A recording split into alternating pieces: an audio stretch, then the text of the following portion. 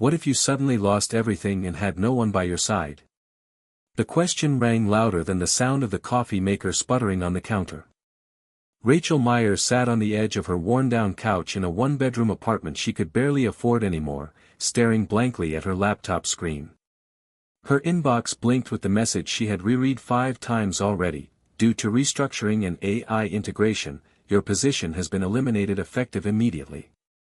She had worked at Redline Creative for 7 years, leading campaigns that made clients millions, writing with heart and instinct, with late nights and cold coffee fueling her creativity. But now, it had all come down to a few impersonal lines and a signature from HR. The shock hadn't worn off. She hadn't told her brother Eli yet. She hadn't told anyone, actually, except for her best friend Tasha, who responded with the typical cheerleader energy Rachel had loved her for since college. Girl, it's gonna be okay. You're smart. You'll pivot. Pivot. That's what everyone said when your life was falling apart. Rachel wanted to scream, but instead she clicked play on a video that had popped up in her YouTube feed, a clip of Elon Musk at a tech conference, standing confidently behind a podium, saying, AI will replace 90% of jobs, and honestly, it's a good thing. Her fingers tightened around her coffee mug. Good for who? She thought. Because it sure didn't feel good from where she was sitting. The video kept playing, but Rachel's mind wandered. The room felt smaller than usual, the walls pressing in with the weight of her sudden irrelevance. Hit subscribe and leave a comment with where you're watching from. This story might just spark a new beginning. What's one thing that always pushes you forward, even when things get tough? The cheesy influencer voice echoed in her ears, layered over the video's outro. She couldn't remember clicking on it, but there it was. A montage of people who had reinvented themselves after losing their jobs to automation. Rachel wasn't interested in being a motivational story. She just wanted her life back. She clicked out and stared at her resume. The irony hit her hard. Everything she knew how to do, writing slogans, shaping brand identity, telling human stories, was now being done by ChatGPT or Midjourney or some other faceless, tireless software. Her last project, a campaign for a skincare brand, had been praised by the CEO as intuitive, emotionally resonant, and perfect for Gen Z. And now she was being replaced by prompts and pixels. She tried to stand, but her legs felt heavy. She forced herself into the shower, letting hot water hit her skin until it ran cold. Then she dried off, got dressed, and walked down to the corner store, only to realize she'd forgotten her wallet. The clerk, who'd seen her around for years, just smiled and said, "Don't worry about it. Next time." That small kindness broke something loose in her chest.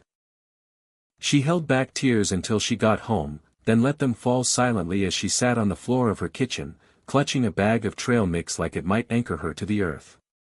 Rachel wasn't the dramatic type.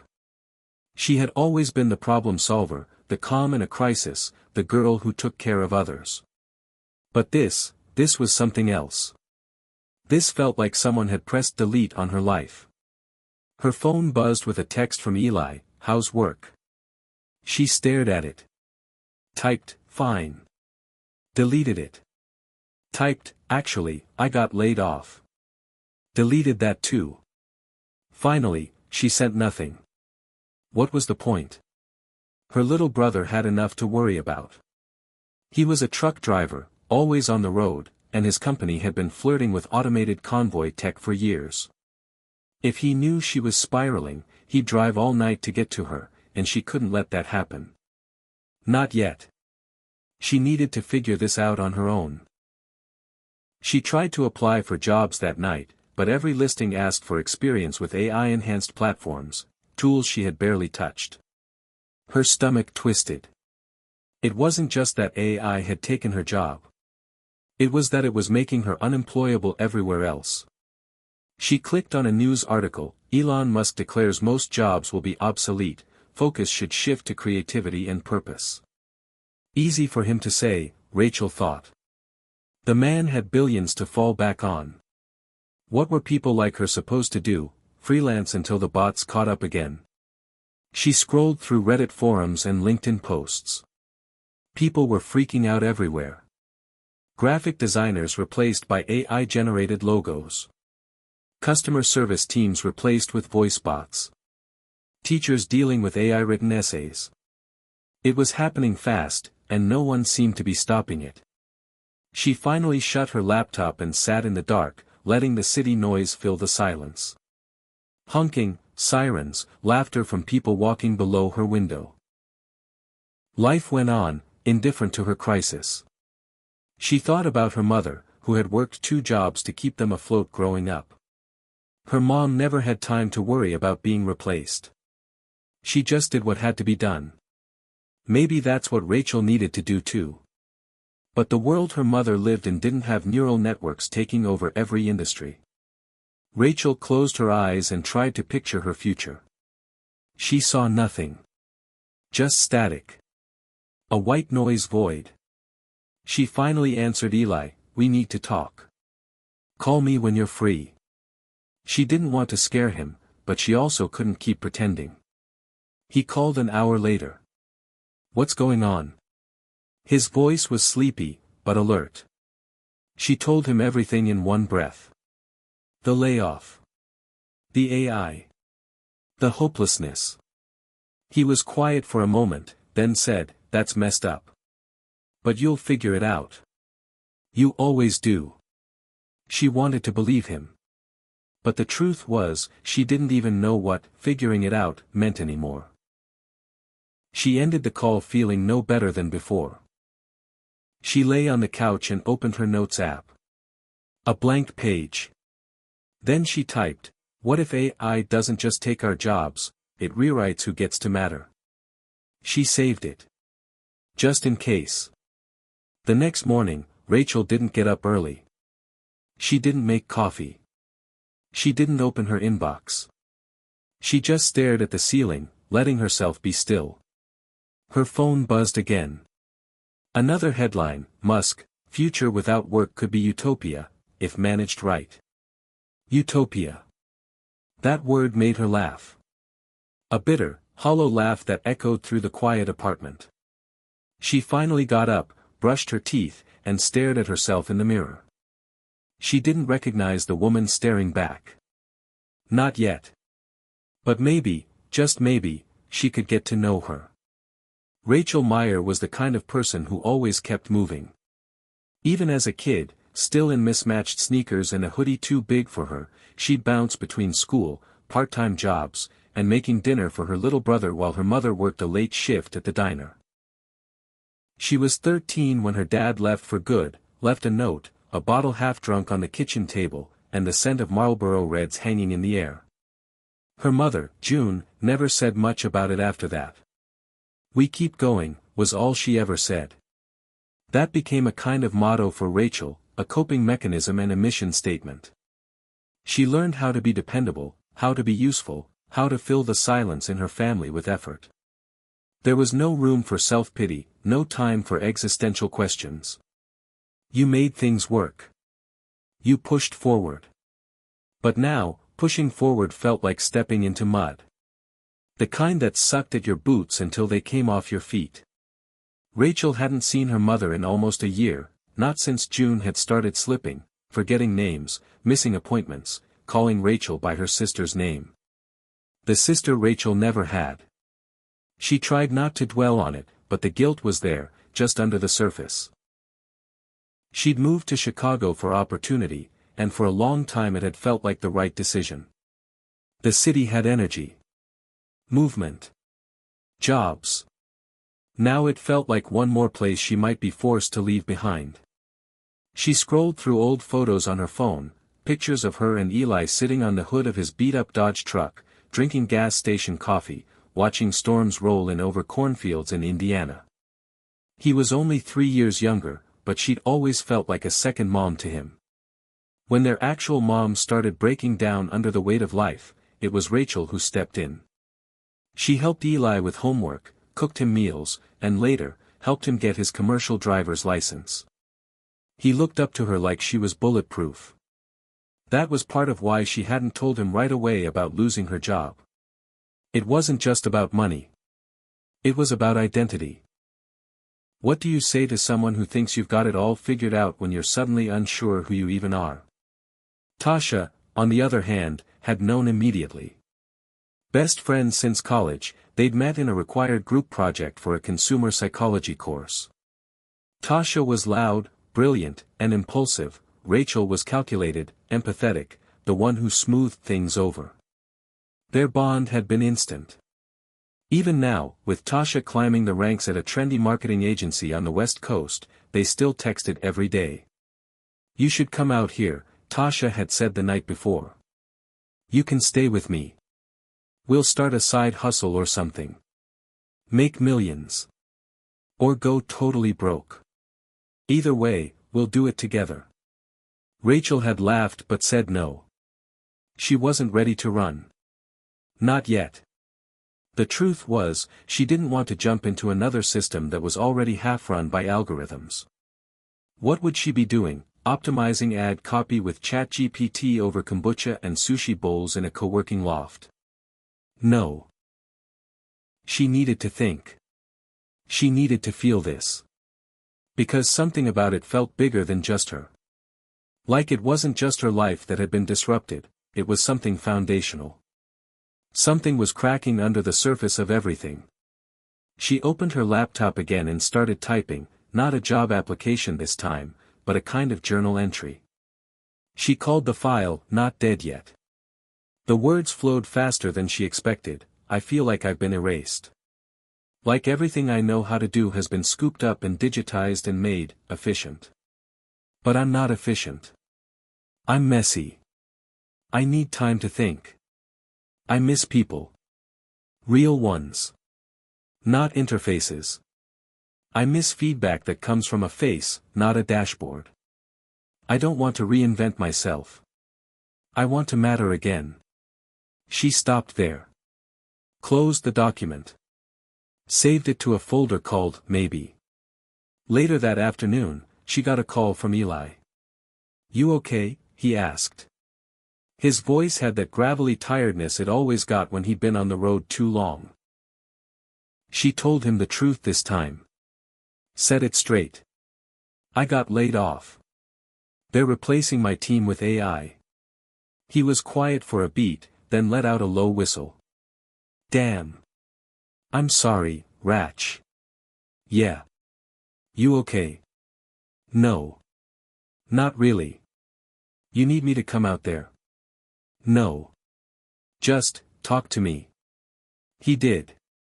They talked about everything and nothing, childhood memories, weird roadside diners, the time he drove through a tornado warning and didn't realize it until he saw a cow in the air. By the time the call ended, she felt a little more human. Still scared. But grounded. That night she tried applying for a few more jobs. One posting caught her eye, seeking AI-integrated marketing strategist. The job sounded like something she could learn to do, if she had time. But it was full-time, hybrid, required fluency in 3 different AI platforms she'd never heard of, and asked for a portfolio showcasing AI-driven campaigns. She closed the tab. She wasn't ready. Or maybe the world wasn't ready for people like her anymore. She didn't know which was worse. She tried sleeping but woke up gasping from a dream she couldn't remember. She walked into the kitchen and stood there, frozen, until the first light of dawn crept in through the blinds. Something inside her had shifted. She wasn't just angry. She was curious. What did it actually mean, this prediction Musk made? Was he right? Was this just the next industrial revolution, and people like her were caught in the churn? Or was it something more dangerous? An erosion of human relevance, a decision made by a few billionaires that the rest of the world would just have to adapt to or be left behind? She opened her laptop again, Googled the full quote, "There will come a point where no job is needed, AI will do everything. We'll need to find meaning in other ways." It sounded philosophical. But to Rachel, it sounded like a cop-out. People needed purpose, not just meaning. They needed to contribute. To create. To matter. And if AI was going to take that away, someone needed to start asking better questions. She didn't know what came next. But she had a feeling that her story wasn't over. It might even be just beginning. Rachel sat in her tiny apartment, the glow from her laptop screen illuminating her tired face as she replayed the call from her manager in her mind. The words still stung, "This isn't personal. It's just business. AI is more efficient, and we have to stay competitive." She wanted to scream, to tell him that her creativity, her years of experience, couldn't be replaced by lines of code and algorithms. But the truth was, she had no fight left in her. The company had already moved on. The marketing team had been dissolved overnight, replaced by AI programs churning out campaigns faster and cheaper than any human could. The idea that the world was changing was no longer a theory, it was her new reality. She scrolled through social media, seeing posts from former colleagues praising the efficiency of AI tools, praising the new age of work without realizing, or maybe not caring, what they were really saying. Jobs like hers, jobs like theirs, were disappearing. Rachel's phone buzzed. It was a text from Tasha. "Hey, girl. Heard the news. You okay?" Rachel wanted to type a reply, something hopeful, something brave. But all she managed was a simple, "Not really." Tasha replied almost immediately, "Come on, Rach. You're better than this. Let's talk." They set up a video call that evening. When Tasha's bright face appeared on the screen, Rachel felt a pang of envy. Tasha had it all together, or at least it looked that way. She was working at a cutting-edge agency in San Francisco, leading teams using AI to augment creativity rather than replace it. "You have to see this as an opportunity, not the end," Tasha said, her voice warm but insistent. "The world's changing. If you don't learn to use these tools, you'll get left behind." Rachel shook her head. "It's not that simple. I'm not just a tool. I'm a person. I have instincts, emotions, experience. AI doesn't get that. But you can be the one to teach it," Tasha insisted. "You can use AI to make your work better, not obsolete." Rachel didn't have an answer. The truth was, she was scared. Scared of becoming irrelevant. Scared of losing her identity. The conversation left her more conflicted than before. That night, she lay awake thinking about the moment she got that email. The moment everything changed. She thought about how, one day, she was part of a team brainstorming ideas in a bustling office, and the next, she was alone, trying to navigate a world where algorithms judged her worth. The next morning, Rachel decided to face the hardest part, telling her family. She called her mother first. June's voice was soft but tired. When Rachel told her about the layoff and the AI replacing her job, June didn't say much. "I'm proud of you," she said finally. "You'll find a way." Next, she called Eli. The sound of his voice was a bomb. "I'm sorry, Rach," he said quietly. "It's happening to me too. The company's talking about driverless trucks. I don't know how much longer I'll have a job." They sat in silence for a moment, both realizing how uncertain their futures were. At work, Rachel had always been the one to lift others up, to solve problems, to create. Now she felt powerless. She applied for dozens of jobs but hit the same wall every time, experience with AI integration required. She didn't know where to start. The AI tools themselves felt like a foreign language she'd never learned. Frustrated, she began to research on her own, watching tutorials and reading articles late into the night. She discovered a world she hadn't known. AI wasn't just replacing jobs, it was creating new ones, but the transition was brutal. The people left behind were often those without access to retraining or support. Rachel felt a spark of something she hadn't felt in weeks, hope. Maybe she could adapt. But it was a steep climb, and the fear of falling back haunted her every step. One day, as she walked home from the corner store, she noticed a flyer taped to a lamppost: AI Skills Workshop, free training for displaced workers. It was organized by a local nonprofit trying to help people like her. The idea of walking into a room full of strangers, admitting she was behind the curve, terrified her. But she knew she had to try. At the workshop, she met others in her position: a former factory worker, a laid-off journalist, a retail clerk, all struggling to find their place in a world racing toward automation. They shared stories of loss, frustration, and cautious optimism. The instructor introduced them to AI writing assistants and design tools, showing how they could be used to complement human creativity. Rachel listened, skeptical but curious. Maybe there was a way forward after all. As weeks passed, she practiced using the tools, slowly gaining confidence. She reached out to Tasha, asking for advice and guidance. Their conversations became a lifeline. "You're not alone in this," Tasha reminded her. Rachel began to understand that AI wasn't just a threat, it was a tool, one that she could learn to wield. But the journey was far from easy. Every day brought new challenges, moments of doubt, and questions about what work and identity really meant in this new age. The world was changing fast, and Rachel was determined not to be left behind. She was ready to fight for her place in it.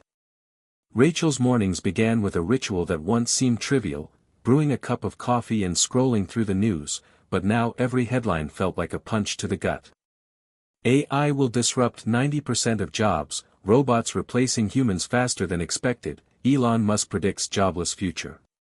The words haunted her, but they also fueled a stubborn flame inside her. She couldn't let the story end here. She wasn't ready to surrender her identity to code and algorithms. The AI Skills Workshop had been a turning point, but it also exposed the daunting gap between what she knew and what the future demanded. Learning to navigate AI tools wasn't just about mastering software, it was about reimagining her role in a world where machines seemed poised to outpace human effort. One evening, after a long day of tutorials and practice, Rachel sat down at her laptop, determined to experiment. She opened an AI-driven content generator, a platform designed to create marketing copy in seconds. Tentatively, she typed a prompt for a campaign she had once led: a new organic skincare line. The AI churned out slogans and taglines that were slick and efficient, but they lacked the warmth and nuance Rachel had always aimed for. She edited, tweaked, added her voice back into the text. It was a strange collaboration, part human, part machine.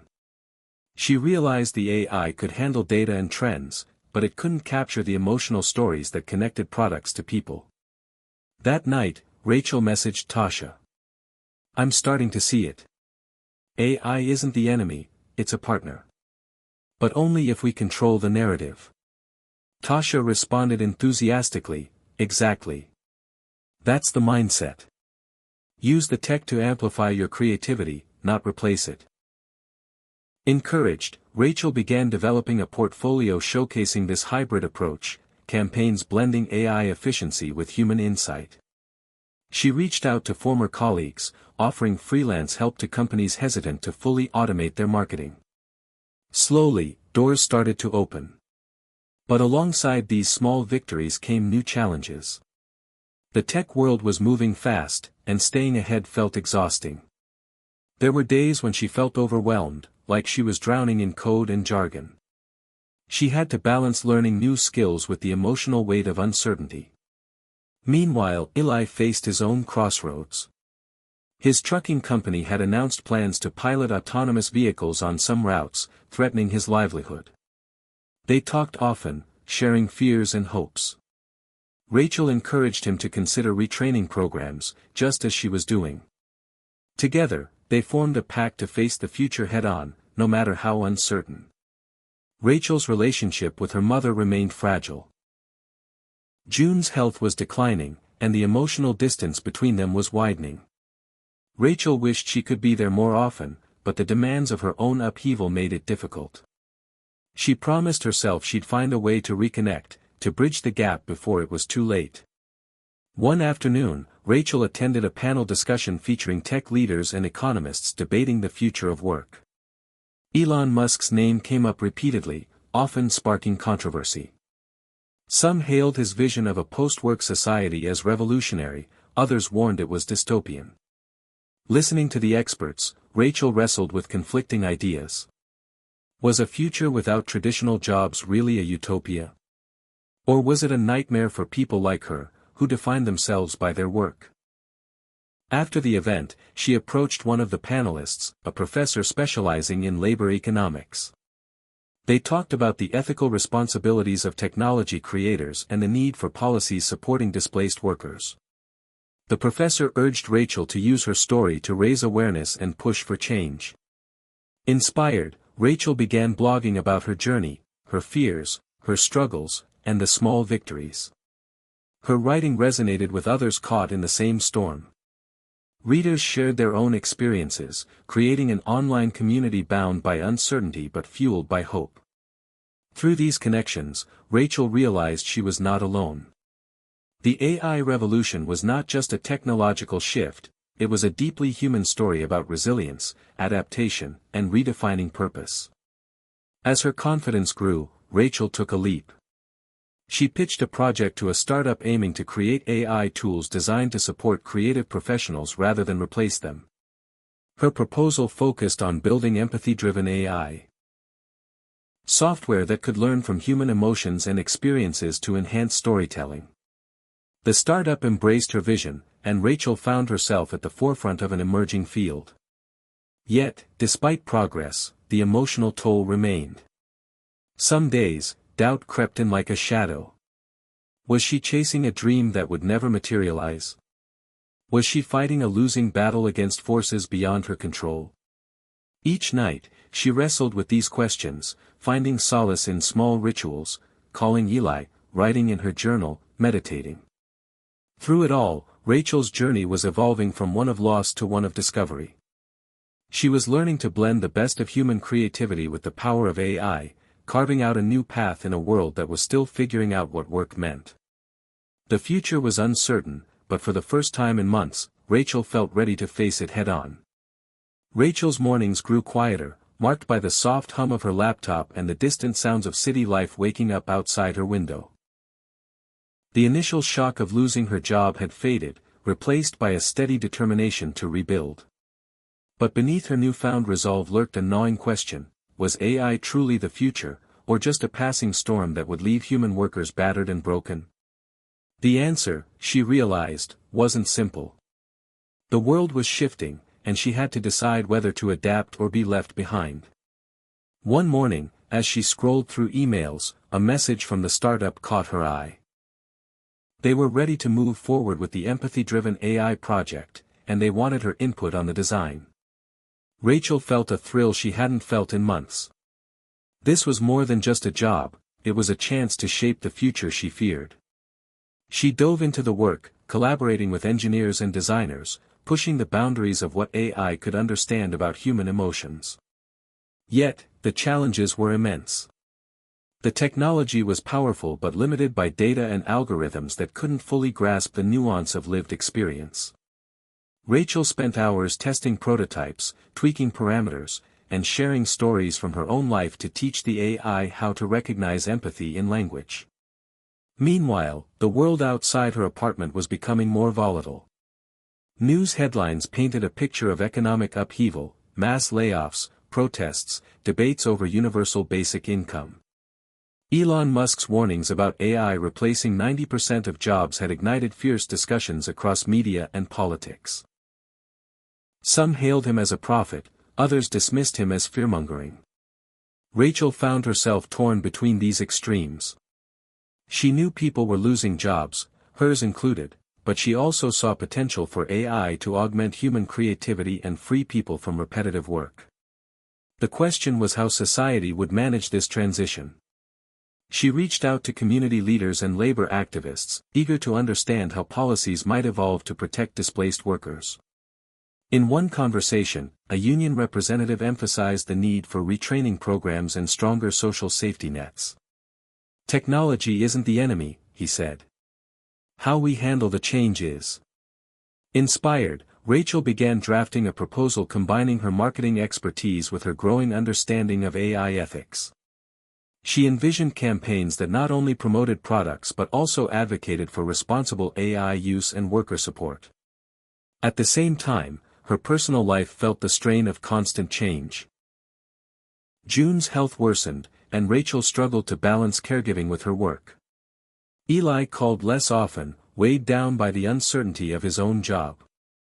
The weight of responsibility pressed on her, but she found solace in moments of connection, an old song shared with Tasha, a text from Eli describing a sunset on the road, a call from June recalling stories from Rachel's childhood. One evening, after a long day, Rachel sat alone, reflecting on how far she'd come. The fear that had once paralyzed her was still there, but so was a new sense of purpose. She wasn't just surviving, she was shaping a future where humans and machines could coexist. But the journey was far from over. The startup project faced setbacks, budget cuts, technical hurdles, skepticism from investors wary of soft AI features like empathy. Rachel pushed harder, presenting data on how emotionally intelligent AI could improve user engagement and brand loyalty. Slowly, her vision gained traction. As the project progressed, Rachel grew more confident in her role as a bridge between technology and humanity. She began speaking at conferences, sharing her story and advocating for ethical AI development. Her blog gained followers who related to her struggles and hopes. Yet, challenges remained. She grappled with the feeling that no matter how much progress she made, the pace of change was relentless. New AI models emerged weekly, threatening to make yesterday's skills obsolete. It was a race with no finish line. One day, Rachel received an invitation to join a panel discussion alongside Elon Musk himself, focusing on the future of work in the AI era. She was nervous but saw it as an opportunity to voice the perspective of workers caught in the transition. The panel was a whirlwind, debates over automation, ethics, and policy played out under bright lights and sharp questions. When it was her turn to speak, Rachel shared her journey, the fear of losing her job, the struggle to learn new skills, the hope she found in human-centered AI. Technology should empower us, not erase us, she said firmly. We need a future where machines amplify our creativity and compassion, not replace them. The response was mixed, some nodded in agreement, others remained skeptical. But Rachel felt she had made her mark. Returning home, she felt a renewed sense of responsibility. This wasn't just about her anymore, it was about millions facing similar uncertainty. She committed herself to building tools, communities, and policies that supported a more inclusive future. Weeks later, a breakthrough came. The empathy-driven AI prototype passed its first major test, showing significant improvements in understanding user emotions and tailoring content accordingly. The startup celebrated, but Rachel knew this was just the beginning. As she prepared for the next phase, she received a call from Eli. His company had decided to accelerate automation, leaving him without work. But he was exploring retraining programs and considering a career shift into logistics management. They talked late into the night, sharing fears and hopes once more. Rachel realized that while AI threatened jobs, it also opened doors, if people had the support to walk through them. She looked out her window at the city skyline, a mosaic of lights and lives, all facing a future shaped by technology and humanity intertwined. The tipping point was here. And Rachel was ready to lead the way. Rachel woke early to the familiar buzz of her phone, a message from Tasha lighting up the screen, got a lead on a freelance gig. Thought of you. The words sparked a mix of excitement and nerves. Freelance work meant uncertainty but also a chance to apply everything she'd been learning, AI tools, empathy-driven marketing, and the human touch that machines still couldn't replicate. Rachel replied quickly, eager to hear more. Over the next few days, she prepared a pitch for a boutique company specializing in eco-friendly products. Their challenge was real: how to compete in a market saturated with AI-generated ads that often lacked authenticity. Rachel's approach was different. She combined AI-powered data analysis with storytelling that connected on a deeper level. Instead of relying solely on flashy visuals and catchy slogans, she crafted narratives that highlighted the values behind the brand, the people, the planet, and the shared commitment to sustainability. The client was intrigued. They saw potential in Rachel's blend of technology and heart. As she worked late nights refining campaigns, Rachel felt a new sense of purpose. The AI tools accelerated her process, but it was her voice that gave the work soul. One evening, Eli called. His voice was tentative but hopeful. "I started a course in supply chain management. It's different, but I think I can make this work." Hearing that, Rachel smiled. They were both forging new paths, learning to break molds imposed by technology and circumstance. Yet, the challenges persisted. The freelance world was volatile. There were days without work, days filled with rejection emails from bigger companies opting for cheaper, fully automated solutions. Rachel found herself questioning her choices. Was there truly a place for someone like her in this AI-driven economy? She reminded herself that change was never easy, but necessary. Her blog became a diary of these struggles and triumphs, resonating with readers who felt just as lost and hopeful. One post, titled "Humanity in the Age of AI," went viral. It sparked conversations across social media platforms, with thousands sharing their stories and fears. Rachel's message was clear: technology might change the tools we use, but the human experience, the empathy, creativity, and connection, remained irreplaceable. Encouraged by the response, Rachel organized virtual meetups to bring displaced workers, tech experts, and advocates together. These gatherings became spaces for learning, support, and collaboration. Rachel loved hearing from people who were discovering new passions and skills, proving that the future of work wasn't just about AI, it was about community. In one session, a former factory worker shared how she had retrained as a software tester, discovering an unexpected aptitude for coding. Another participant talked about starting a small business using AI to design custom clothing. These stories gave Rachel hope and motivation. Yet, not everyone shared her optimism. At a tech conference, Rachel encountered skeptics who dismissed human-centered AI as idealistic or impractical. Some argued that efficiency and cost-saving would always trump empathy and nuance in the marketplace.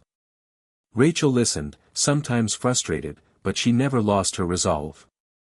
She knew the future wasn't predetermined. It was shaped by choices, by people willing to push boundaries and demand better. She kept pushing her project forward, refining the empathy algorithms and expanding outreach efforts. Her work caught the attention of a nonprofit focused on digital equity. They invited Rachel to collaborate on programs designed to train marginalized communities in AI literacy and creative skills. For Rachel, this was more than a job, it was a mission. She saw firsthand how access to technology and education could transform lives. Meanwhile, Eli's journey continued with its own ups and downs. He found part-time work but faced skepticism from peers who doubted the value of retraining in a world dominated by automation. Their conversations often circled back to the same question: how do you find meaning when the ground beneath your feet keeps shifting? Rachel and Eli leaned on each other, their bond strengthening through shared uncertainty and determination. They dreamed of a future where technology enhanced human dignity rather than eroded it.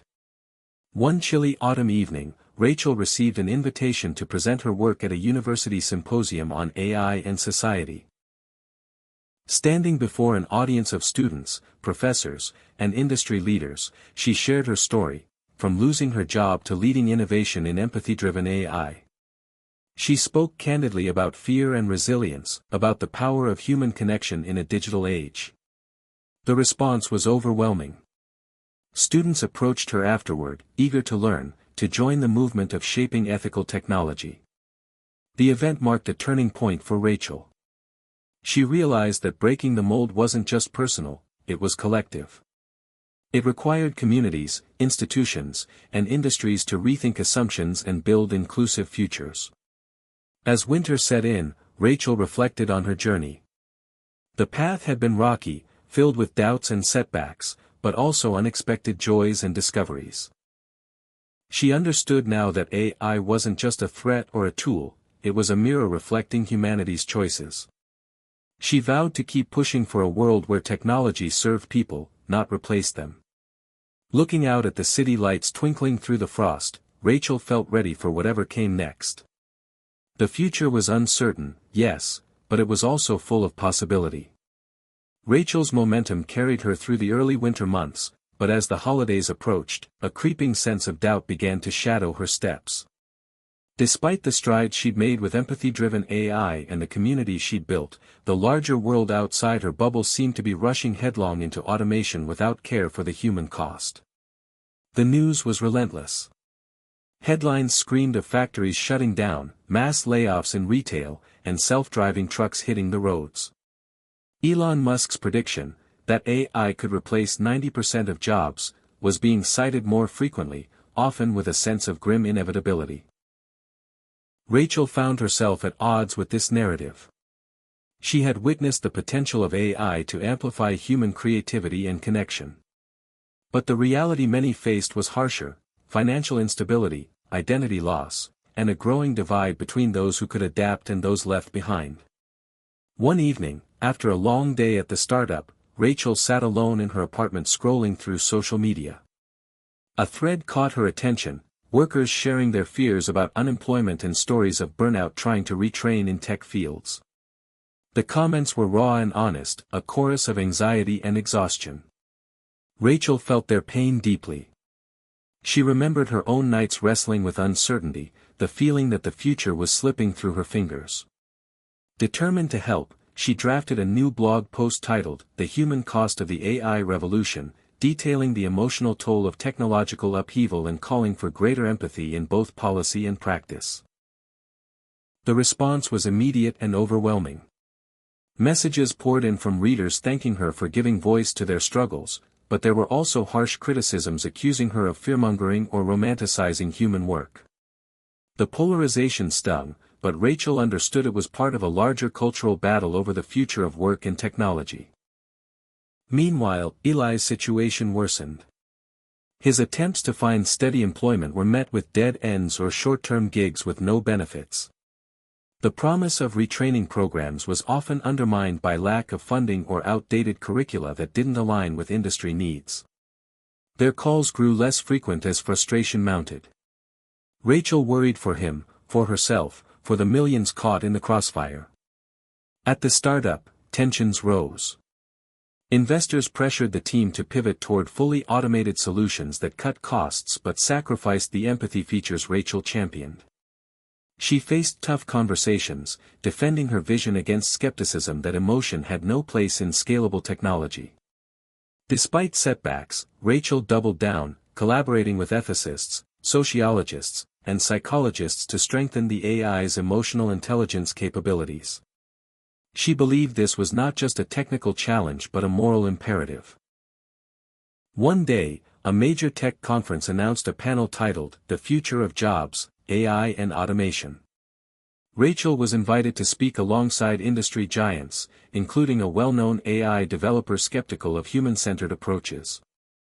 The debate was heated. Her opponent argued that efficiency and profitability would inevitably favor automation, and resistance was futile.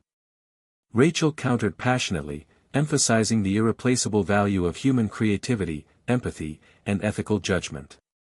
The exchange sparked wide media coverage, reigniting public debate. While Rachel's arguments resonated with many, the looming threat of widespread job loss remained unsettling.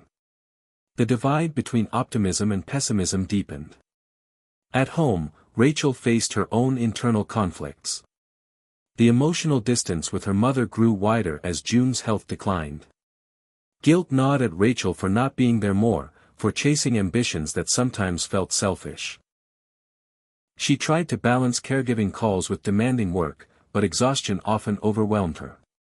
One night, after a tearful conversation with June, Rachel resolved to visit her mother despite her busy schedule. The trip was emotional, old wounds reopened, but so did pathways for healing. June expressed pride in Rachel's courage, even if she didn't fully understand the complexities of AI and the future of work.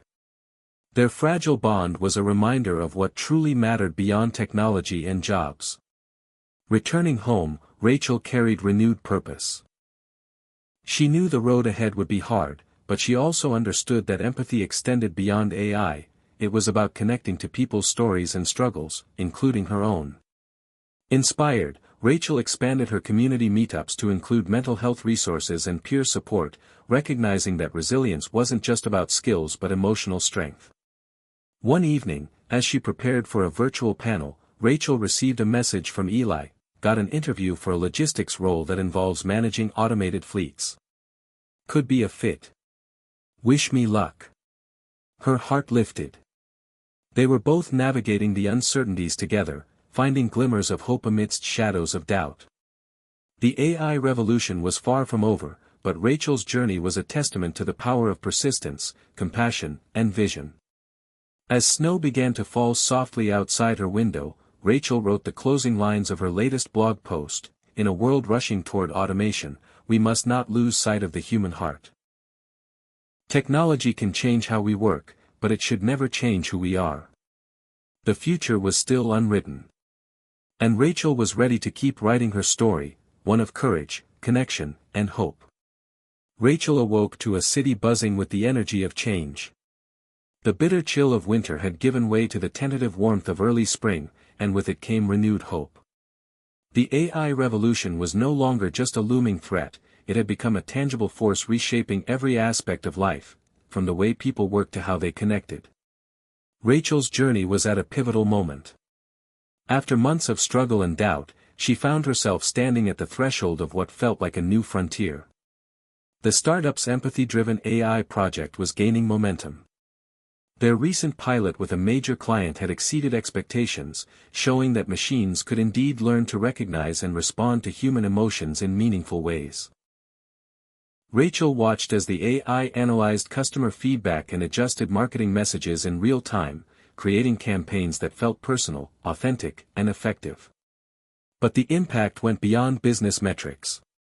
For Rachel, this was proof that technology didn't have to dehumanize, it could enhance empathy, foster connection, and ultimately serve people better. She spent long hours refining the AI's emotional algorithms, working closely with a diverse team of engineers, psychologists, and writers. Each iteration brought new insights into how machines might interpret tone, sentiment, and context, not just cold data but the subtle nuances that make communication deeply human.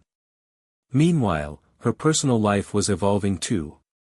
Eli had secured a position managing automated fleets for a logistics company. It was a role that blended technology with human oversight, a perfect example of the hybrid future Rachel envisioned. They celebrated the news with quiet joy, grateful for a foothold in a rapidly shifting job market. Rachel's blog continued to attract followers from around the world.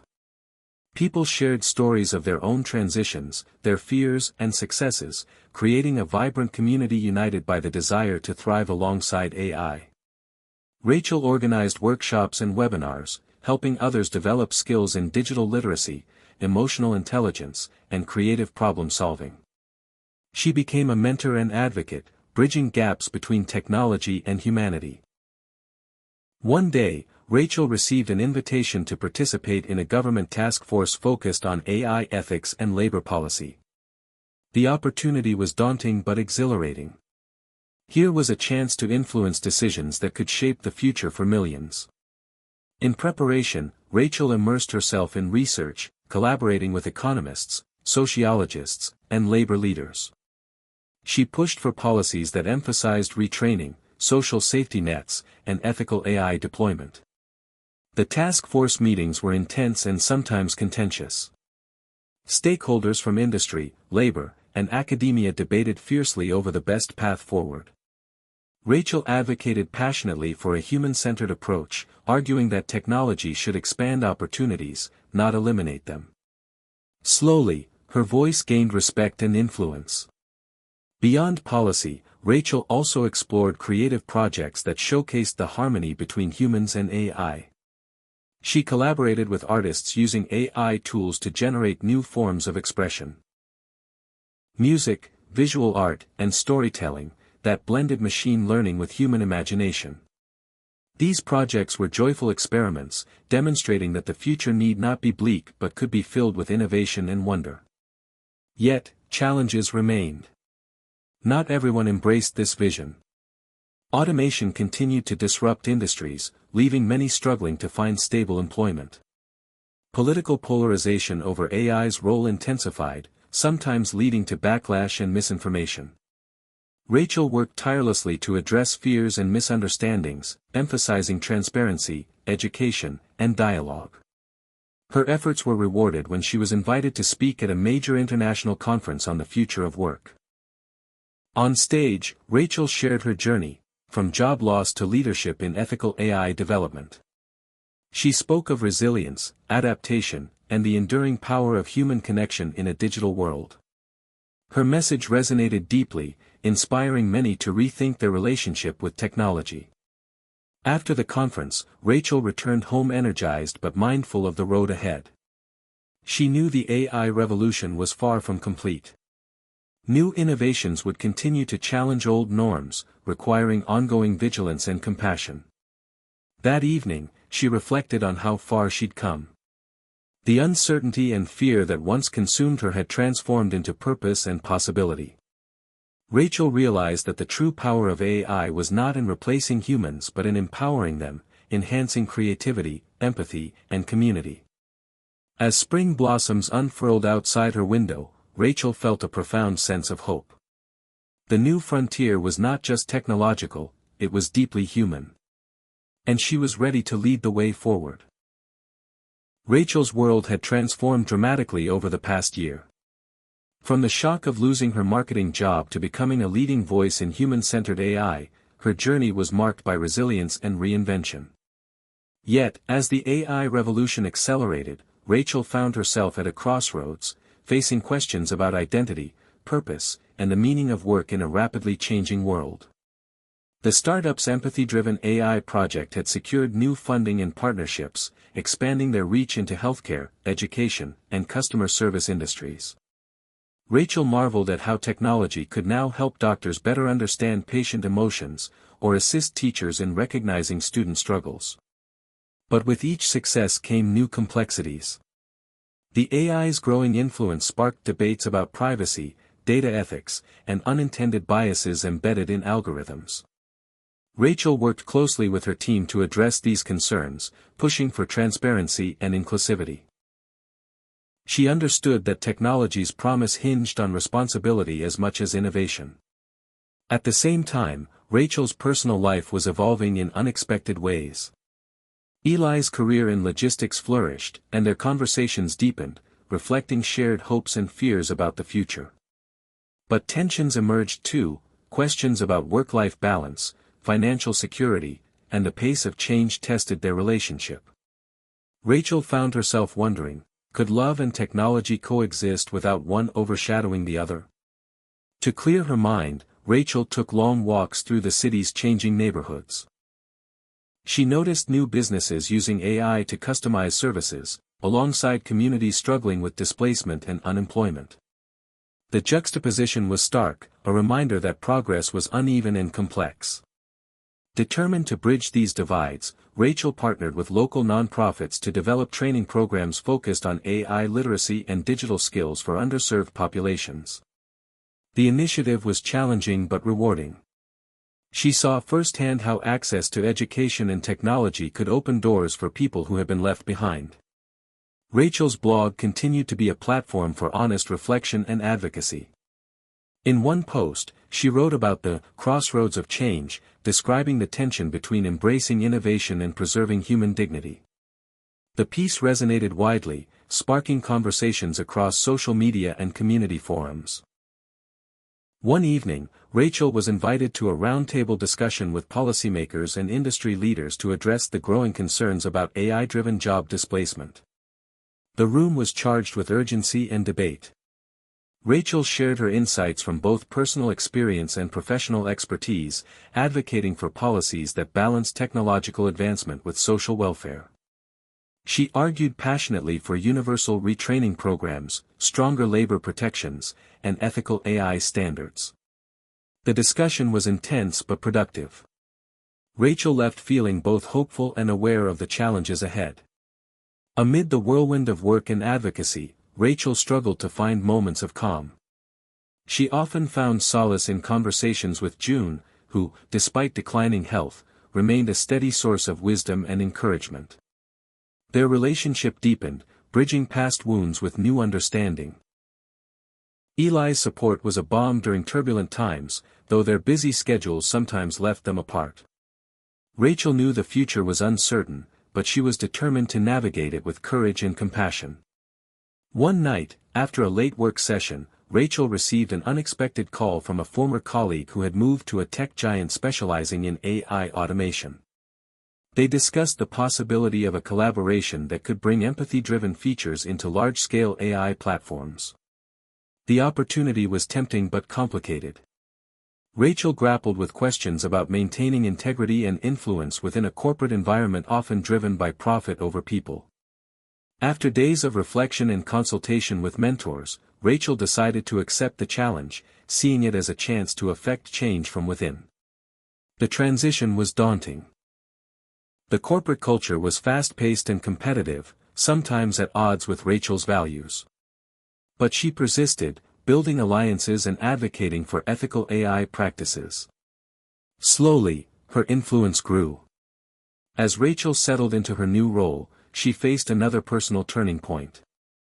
Eli proposed they move in together, a step Rachel both longed for and feared. The pressures of their careers and the uncertainties of the AI era weighed heavily, but love provided a grounding force. They embraced the future as partners, ready to face whatever came next.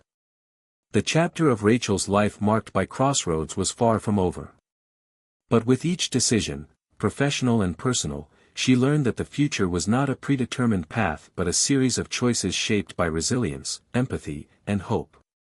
The AI revolution was reshaping the world, but Rachel's story was a testament to the enduring power of human connection amidst change.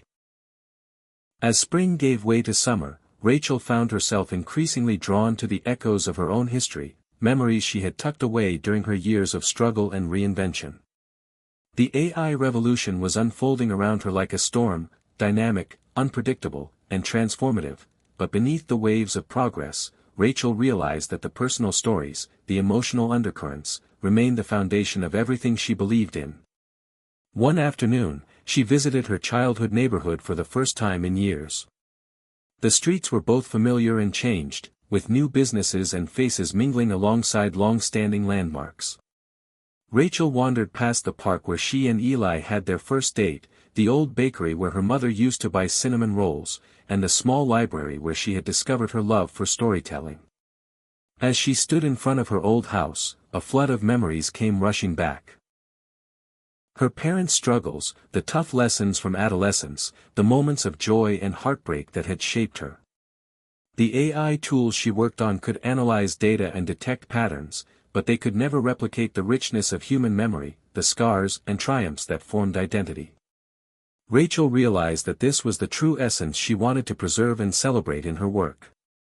Back at the startup, Rachel poured these reflections into a new project aimed at integrating narrative therapy techniques with AI, helping users process emotional challenges through storytelling and guided reflection.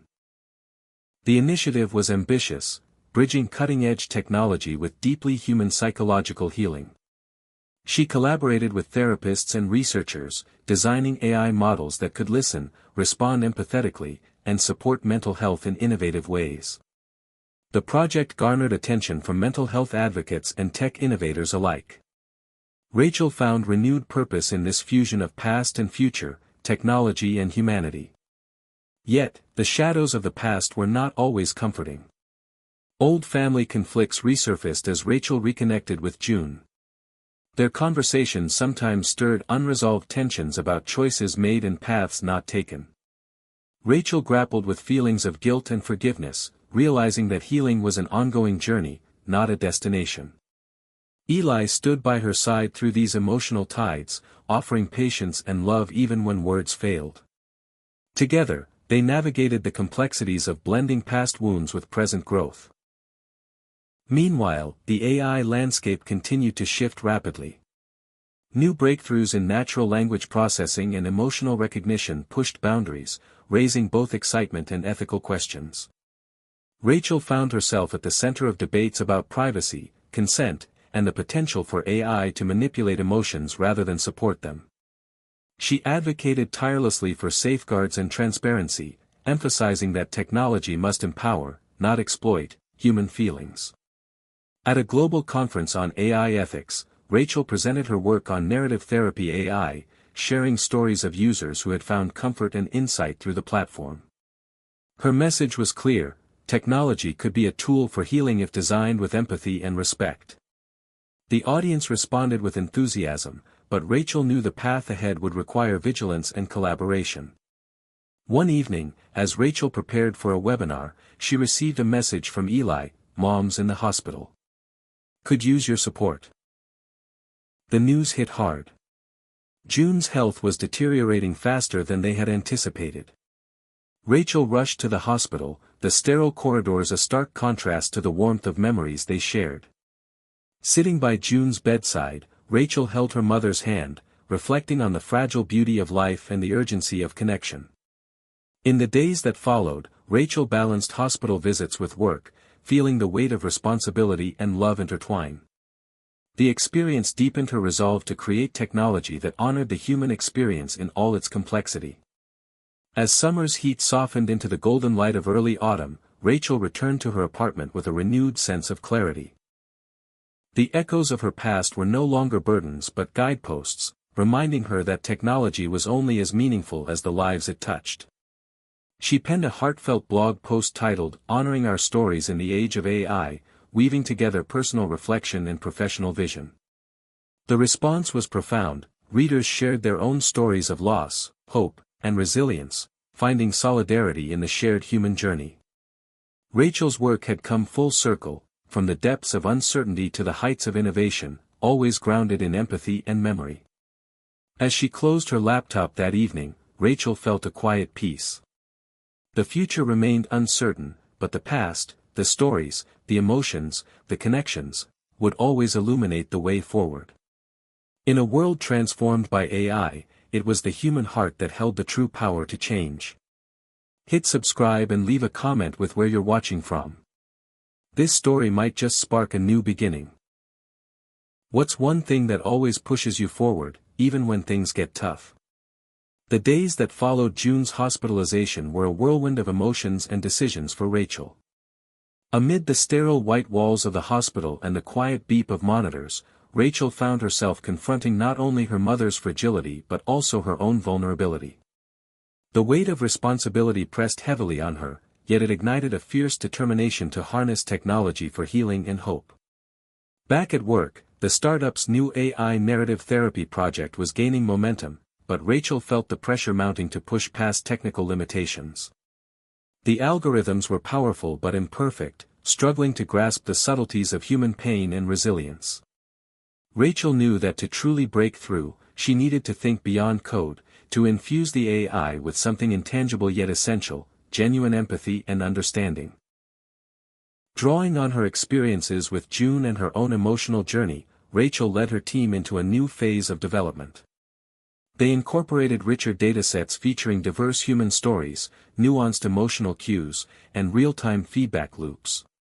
Rachel encouraged her engineers and researchers to listen deeply, to feel the weight of the stories the AI was designed to support. The process was grueling, filled with late nights and intense debates. At times, progress felt frustratingly slow, but Rachel's conviction never wavered. She believed that technology could be more than machines and data, it could be a bridge to the human soul. Meanwhile, Eli was a constant source of grounding. He shared stories from his work managing automated fleets, revealing both the promise and peril of AI integration in the workforce. Their conversations deepened Rachel's understanding of the complex realities facing workers displaced or transformed by automation. They brainstormed ways to expand Rachel's AI project to include career counseling and emotional support for people navigating uncertain job markets. The blend of technical innovation and human-centered design was challenging but invigorating. Outside the lab, Rachel's public profile was growing. She was invited to podcasts, panels, and interviews where she spoke candidly about the emotional dimensions of AI and the urgent need for ethical frameworks. Her message was both hopeful and realistic, emphasizing that AI should augment rather than replace human connection. Rachel's authenticity resonated with audiences who felt overwhelmed by the rapid pace of change. One particularly impactful moment came when Rachel shared a personal story on a live broadcast, how her mother's illness had deepened her commitment to creating technology that cares. The vulnerability touched listeners, sparking widespread conversation about the role of emotion in technology. However, not everyone embraced Rachel's vision.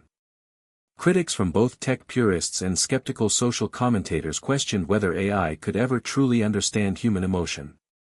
Some accused her of anthropomorphizing machines or resisting inevitable automation. Rachel welcomed the debate, seeing it as a necessary tension that would drive progress and accountability.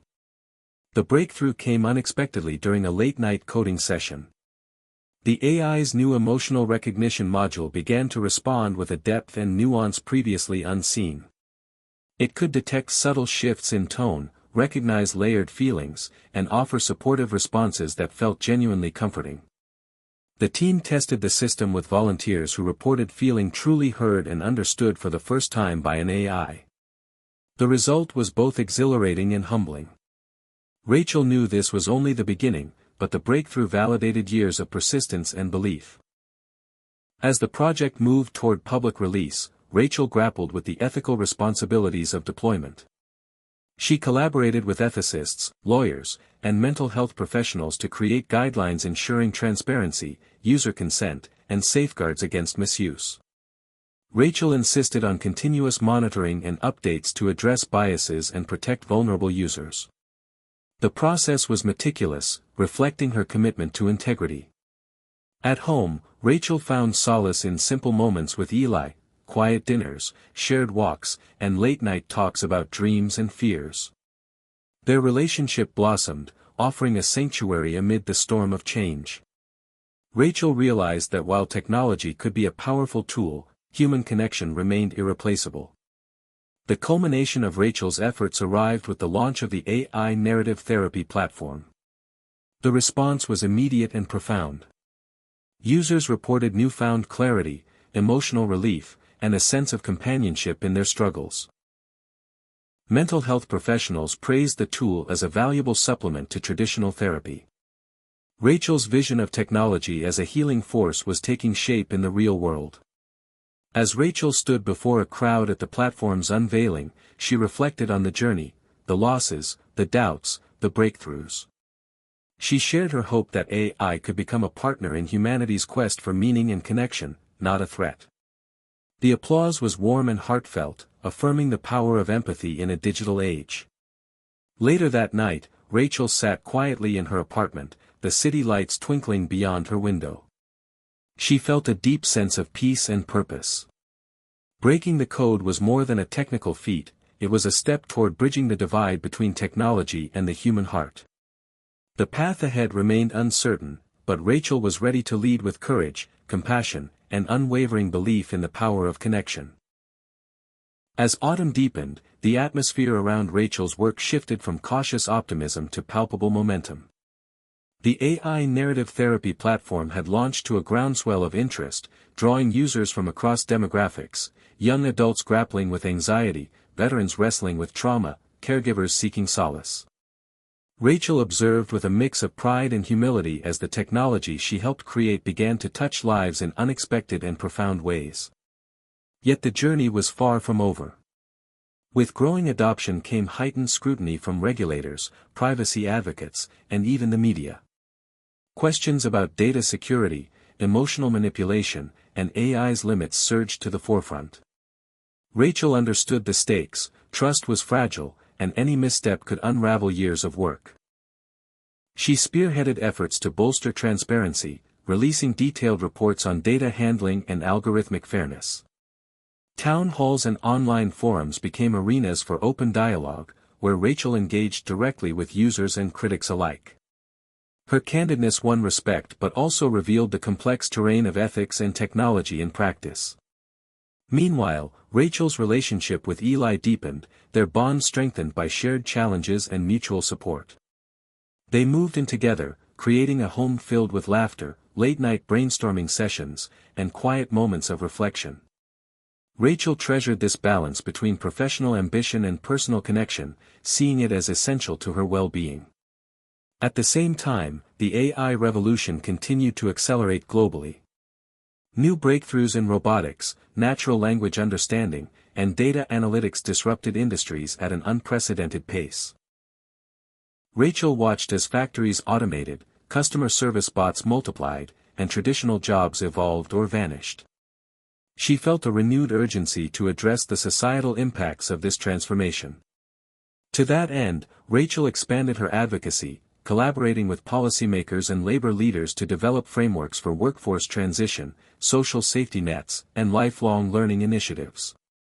She emphasized the importance of human dignity and the right to meaningful work, arguing that technology must serve society, not just corporate profit. These efforts gained traction, sparking pilot programs and policy debates in multiple states. Rachel's voice became a beacon of hope and reason amid the turbulence. Yet, tensions ran high. Some tech giants resisted regulation, fearing profit loss, some workers expressed skepticism or fear of displacement, others questioned the feasibility of large-scale retraining. Rachel engaged with these concerns honestly, seeking common ground and practical solutions. One particularly challenging episode unfolded when a major news outlet published a critical exposé alleging that the AI platform's emotional data was being sold to advertisers without clear consent. The story ignited public outrage and regulatory probes. Rachel moved swiftly, addressing the controversy head-on with transparency and accountability. She implemented stricter data policies, cut ties with questionable partners, and communicated openly with users. The crisis tested her leadership but ultimately reinforced the platform's commitment to ethics and user trust. Amid these professional storms, Rachel faced personal trials as well. Eli's aging father suffered a stroke, requiring Rachel and Eli to navigate complex family dynamics and caregiving responsibilities. The experience deepened Rachel's empathy for the challenges many faced balancing work, technology, and family. It also reminded her of the importance of community and resilience. In quieter moments, Rachel returned to her blog, sharing reflections on these intertwined themes: technology, ethics, family, and hope. Her writing resonated widely, inspiring conversations and connections across divides. The tipping point of Rachel's story was not a single event but a confluence of progress and challenge, hope and struggle. As winter approached, she stood at the nexus of transformation, personally and professionally, poised to shape the future with courage and compassion. Rachel knew that the AI revolution was not an endpoint but an ongoing journey, one that demanded constant vigilance, adaptability, and heart.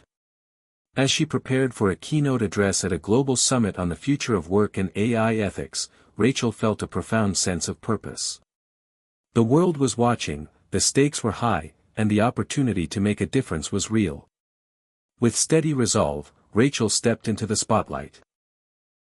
Ready to lead, to listen, and to learn as the story of humanity and technology continued to unfold. The global summit buzzed with energy and anticipation as thought leaders, innovators, and policymakers gathered to discuss the future of work in an era defined by artificial intelligence. Rachel stood backstage, her heart pounding with a mixture of nerves and determination. This was more than a speaking engagement, it was a platform to shape narratives, influence decisions, and advocate for a human-centered approach amid rapid technological upheaval. As she stepped into the bright spotlight, Rachel scanned the diverse audience, faces reflecting hope, skepticism, curiosity, and urgency. She began by recounting her journey, from losing her job to automation, to co-creating an AI platform that prioritized empathy and emotional connection. Her story was a testament to resilience and adaptation, but also a call to action. Rachel emphasized that while AI held immense potential to augment human capability, it also carried profound risks if left unchecked. She highlighted the need for ethical frameworks that protected workers, preserved dignity, and fostered inclusive opportunity. Her words resonated, sparking thoughtful questions and lively dialogue. Throughout the summit, Rachel engaged in panels exploring topics ranging from AI's impact on mental health to strategies for equitable workforce transitions. She advocated for comprehensive retraining programs, social safety nets, and cross-sector collaboration. The conversations were complex, with competing interests and values vying for attention. Rachel navigated these tensions with grace, seeking to build bridges rather than walls. Outside the formal sessions, Rachel connected with innovators pushing the boundaries of AI, developers working on assistive technologies for disabilities, educators integrating AI into personalized learning, and activists campaigning for digital rights. These interactions enriched her perspective, reinforcing the multifaceted nature of the AI revolution. Amid the whirlwind, Rachel also encountered critics who challenged her views, arguing either for unregulated innovation or cautionary restraint. These debates sharpened her thinking, pushing her to refine arguments and embrace nuance. One memorable exchange involved a labor union leader who questioned the feasibility of universal retraining, citing economic and logistical hurdles. Rachel listened intently and responded with empathy, acknowledging challenges while emphasizing collective responsibility and creative problem-solving. As the summit drew to a close, Rachel felt both energized and sobered. The path ahead was complex and fraught with uncertainty, but also ripe with possibility. She returned home inspired to amplify the summit's insights through her work, writing, and advocacy. Back at her startup, Rachel and her team incorporated lessons learned into their platform's next iteration, introducing features tailored to career transition support, mental health resources, and community building. The updates were designed to empower users navigating the shifting job landscape, blending technology with human guidance. Meanwhile, Rachel's personal life flourished alongside her professional growth. She and Eli celebrated their first anniversary living together, reflecting on the challenges they had overcome and the future they envisioned. Their partnership was a source of strength and joy, a reminder that connection transcended technological change. Yet, Rachel remained vigilant about balancing ambition with well-being. She prioritized moments of rest, creativity, and reflection, recognizing that sustainable impact required nurturing her whole self. The broader world continued to evolve rapidly. Automation expanded into new sectors, AI ethics debates intensified, and social movements demanded inclusive innovation. Rachel's role as a bridge between technology and humanity grew increasingly vital. She engaged with media, policy forums, and community groups, translating complex issues into accessible conversations. Through all this, Rachel held fast to her core belief: technology was a tool shaped by human values, and its greatest promise lay in enhancing dignity, opportunity, and connection. One evening, as Rachel reviewed user feedback from the updated platform, a message stood out. It was from a former factory worker who had lost his job to automation but found renewed purpose through the AI's career guidance and emotional support.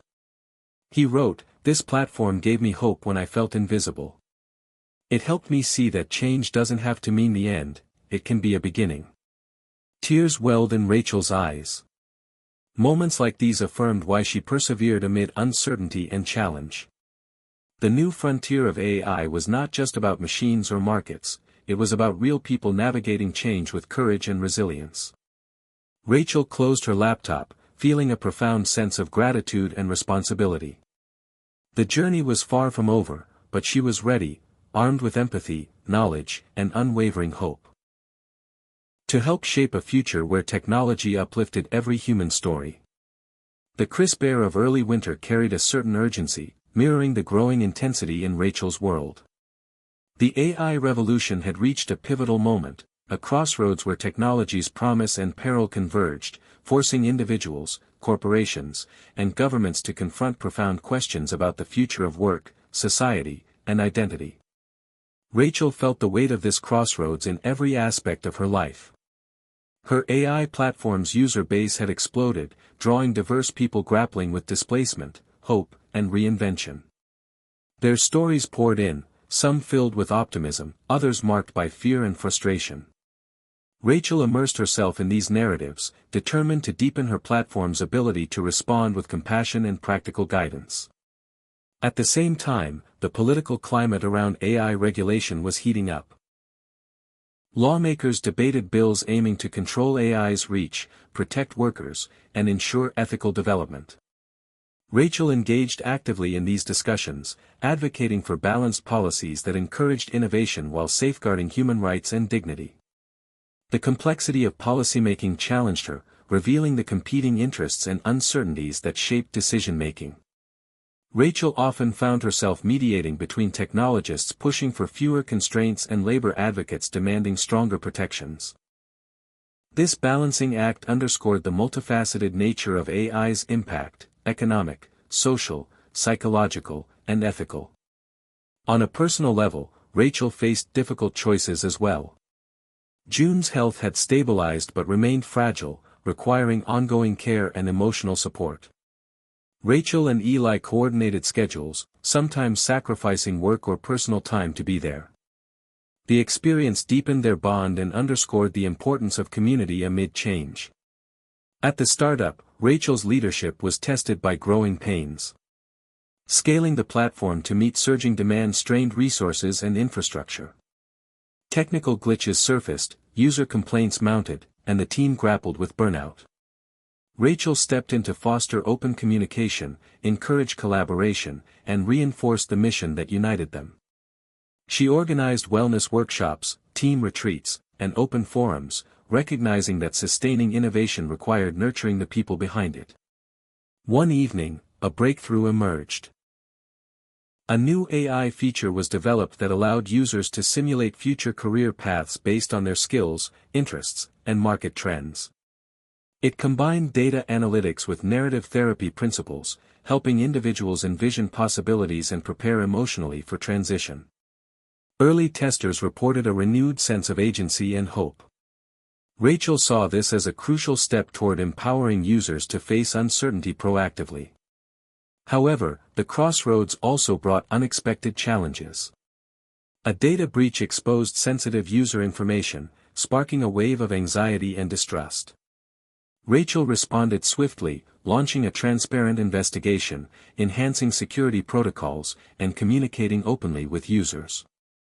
The incident was a sobering reminder of the vulnerabilities inherent in digital technologies, reinforcing Rachel's commitment to ethical stewardship. Outside work, Rachel sought solace in nature. Weekend hikes, quiet mornings with coffee, and moments of stillness offered respite from the relentless pace. These practices grounded her, fueling creativity and resilience. Rachel also reconnected with old friends, rekindling relationships that reminded her of life beyond technology.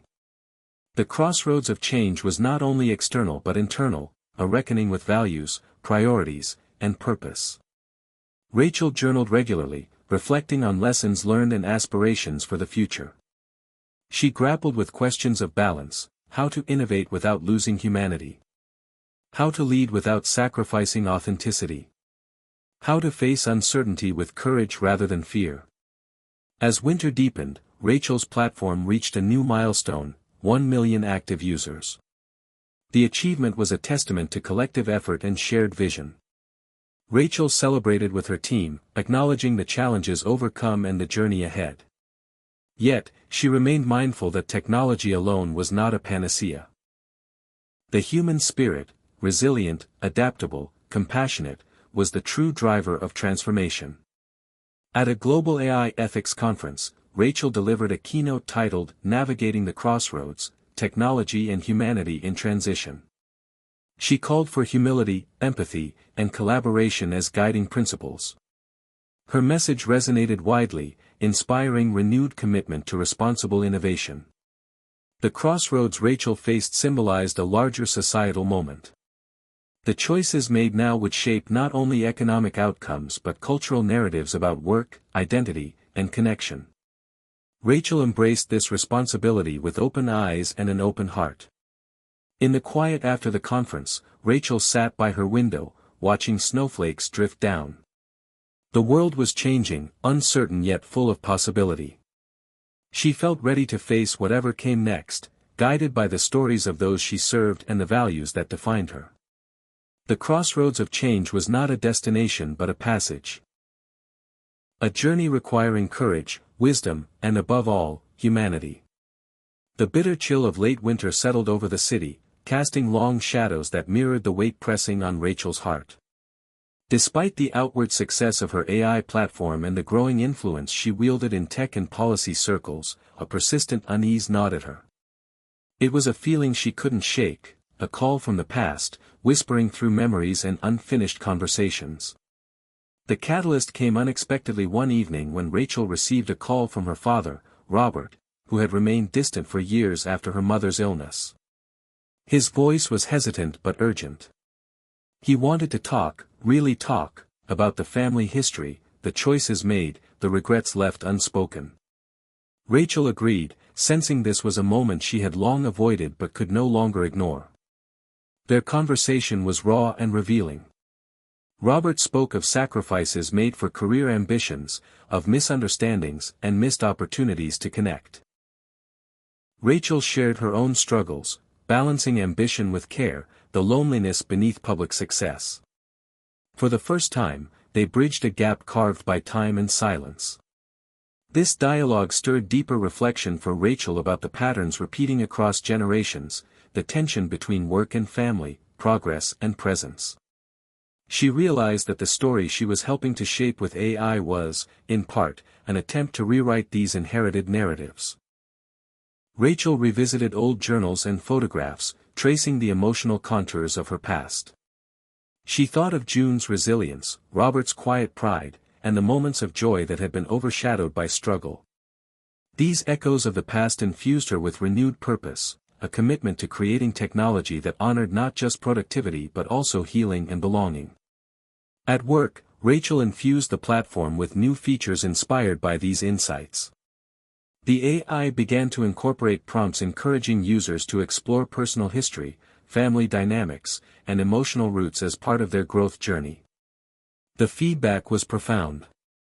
Users reported breakthroughs in understanding themselves and their relationships, finding patterns that had previously been hidden. One story touched Rachel deeply, a middle-aged teacher who, through the platform's narrative exercises, reconciled with estranged siblings and rekindled a sense of connection. The ripple effect of healing extended beyond individual users, hinting at the potential for technology to foster reconciliation and empathy on a broader scale. Yet, revisiting the past also surfaced challenges.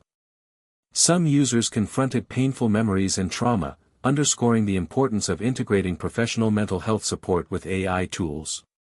Rachel strengthened partnerships with counselors and crisis services, ensuring users had access to comprehensive care. The ethical responsibilities of wielding such intimate technology weighed heavily on her.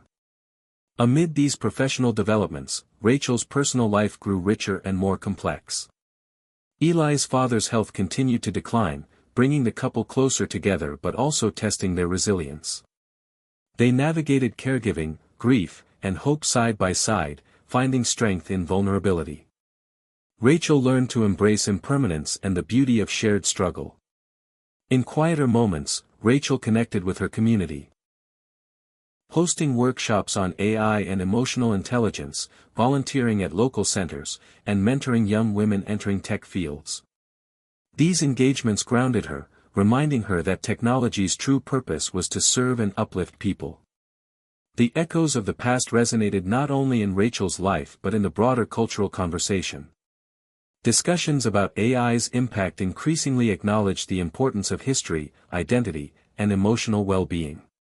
Rachel contributed thought leadership pieces that wove these themes together, advocating for technology that honored human complexity. As spring approached, Rachel found herself at peace with the intertwining of past and present. The lessons learned from family, loss, and connection enriched her vision and deepened her empathy. She recognized that the future she sought to build was inseparable from the stories that shaped her, and all of us. One evening, as she sat with Eli watching the city lights, Rachel reflected on the journey. The past had not been a burden but a wellspring, a source of wisdom guiding her forward. The echoes that once unsettled her now sang a melody of hope, resilience, and renewal. With a heart full of gratitude and resolve, Rachel embraced the path ahead, ready to continue crafting a future where technology and humanity danced in harmony. As spring unfolded in hues of green and gold, Rachel found herself navigating uncharted waters, both in her personal journey and the evolving landscape of artificial intelligence. The rapid pace of innovation, coupled with growing societal expectations, created a dynamic environment where every decision felt consequential. At the startup, the pressure to scale and innovate intensified. Competitors emerged, investors demanded ambitious growth, and media attention brought heightened scrutiny. Rachel grappled with balancing bold experimentation and cautious responsibility. She pushed her team to explore cutting-edge AI capabilities, deep learning models that could predict mental health crises, virtual reality integrations for immersive therapy, and adaptive algorithms personalized to user feedback. These advancements promised to revolutionize care but also raised complex ethical questions about consent, privacy, and the boundaries of machine intervention. Rachel convened an ethics advisory board, bringing together psychologists, technologists, legal experts, and user advocates to evaluate risks and guide development. The board's diverse perspectives illuminated blind spots and helped establish protocols prioritizing user autonomy and transparency. This collaborative model became a hallmark of the platform's evolution, demonstrating that innovation and ethics need not be at odds. Amid the technological frontier, Rachel's personal life was a source of both joy and challenge. Eli's father passed peacefully, marking a poignant moment of loss and reflection.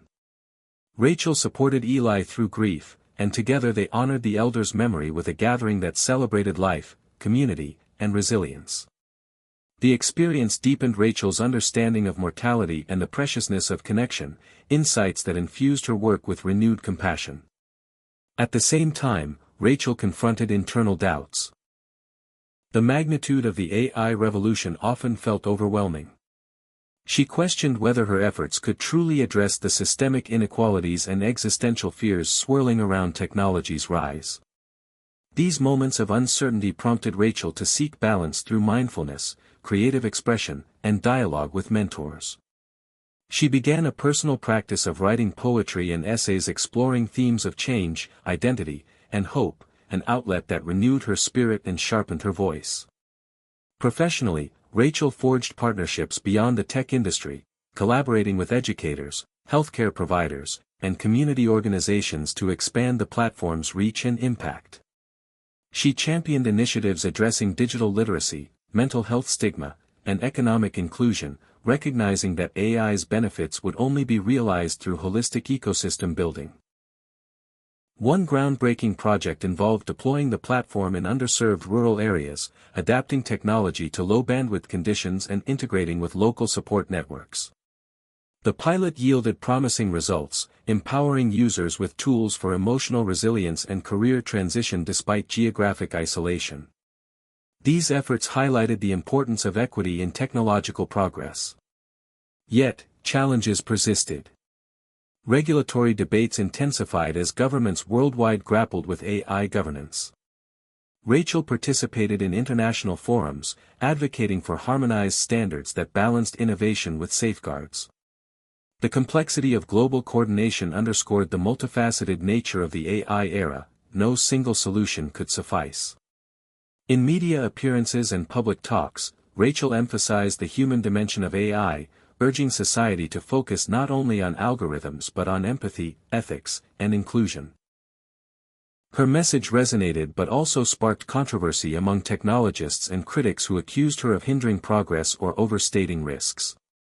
Rachel welcomed these debates, viewing them as vital to a healthy ecosystem where ideas clashed and evolved.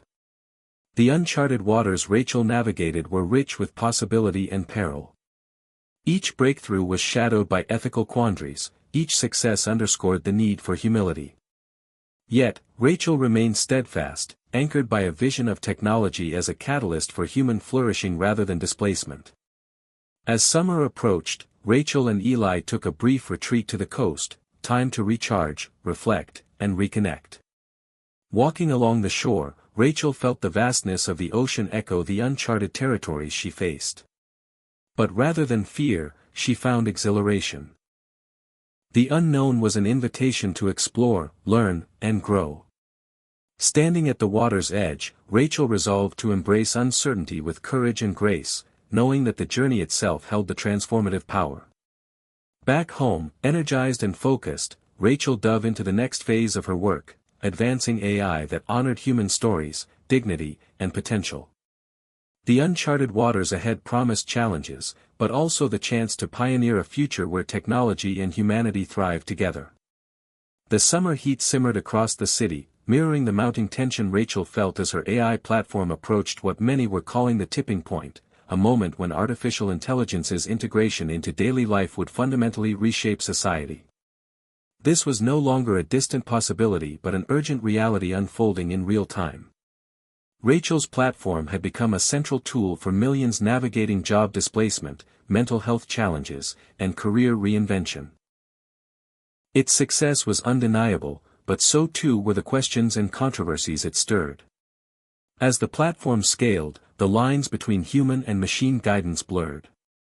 Critics accused AI of overstepping, arguing that algorithmic suggestions sometimes undermined personal agency or reinforced biases. Rachel took these concerns seriously, initiating an independent audit of the AI's decision-making processes. The results were illuminating. While the system excelled at identifying patterns and offering tailored support, it struggled with nuances of cultural context and emotional complexity. This insight prompted a redesign to incorporate more human oversight and community feedback loops, ensuring technology complemented rather than replaced human judgment. Meanwhile, public discourse around AI intensified. News stories highlighted both breakthroughs and setbacks, robotic surgeries saving lives, automated layoffs sparking protests, deepfake videos sowing misinformation. Rachel participated in televised debates and panel discussions, advocating for responsible innovation grounded in ethical principles. Her visibility grew, making her a target for both praise and criticism. The psychological toll of this spotlight was considerable. Rachel wrestled with imposter syndrome, the pressure of expectations, and the relentless pace of news cycles. She leaned on Eli and her close circle for support, emphasizing the importance of mental health amid public scrutiny. One defining moment came when Rachel was invited to testify before a congressional committee on AI regulation. The hearing was intense, with lawmakers probing the promises and risks of AI, questioning the role of tech companies in society, and debating the balance between innovation and oversight. Rachel's testimony was heartfelt and nuanced. She acknowledged AI's transformative potential but cautioned against unchecked deployment without ethical guardrails. She urged investment in education, retraining, and mental health resources to accompany technological shifts. The hearing received widespread media coverage, further elevating Rachel's profile and catalyzing policy discussions. Back at the startup, Rachel fostered a culture of openness and adaptability.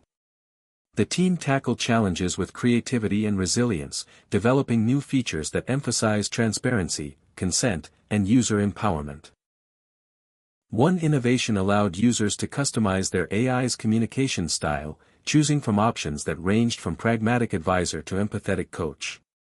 User engagement soared, reflecting a desire for personalized, respectful technology. However, external pressures persisted. Activist groups staged demonstrations demanding greater corporate accountability and labor protections. Governments imposed new compliance requirements, complicating operations but reinforcing the necessity of ethical frameworks. Rachel embraced these challenges as opportunities for growth and learning.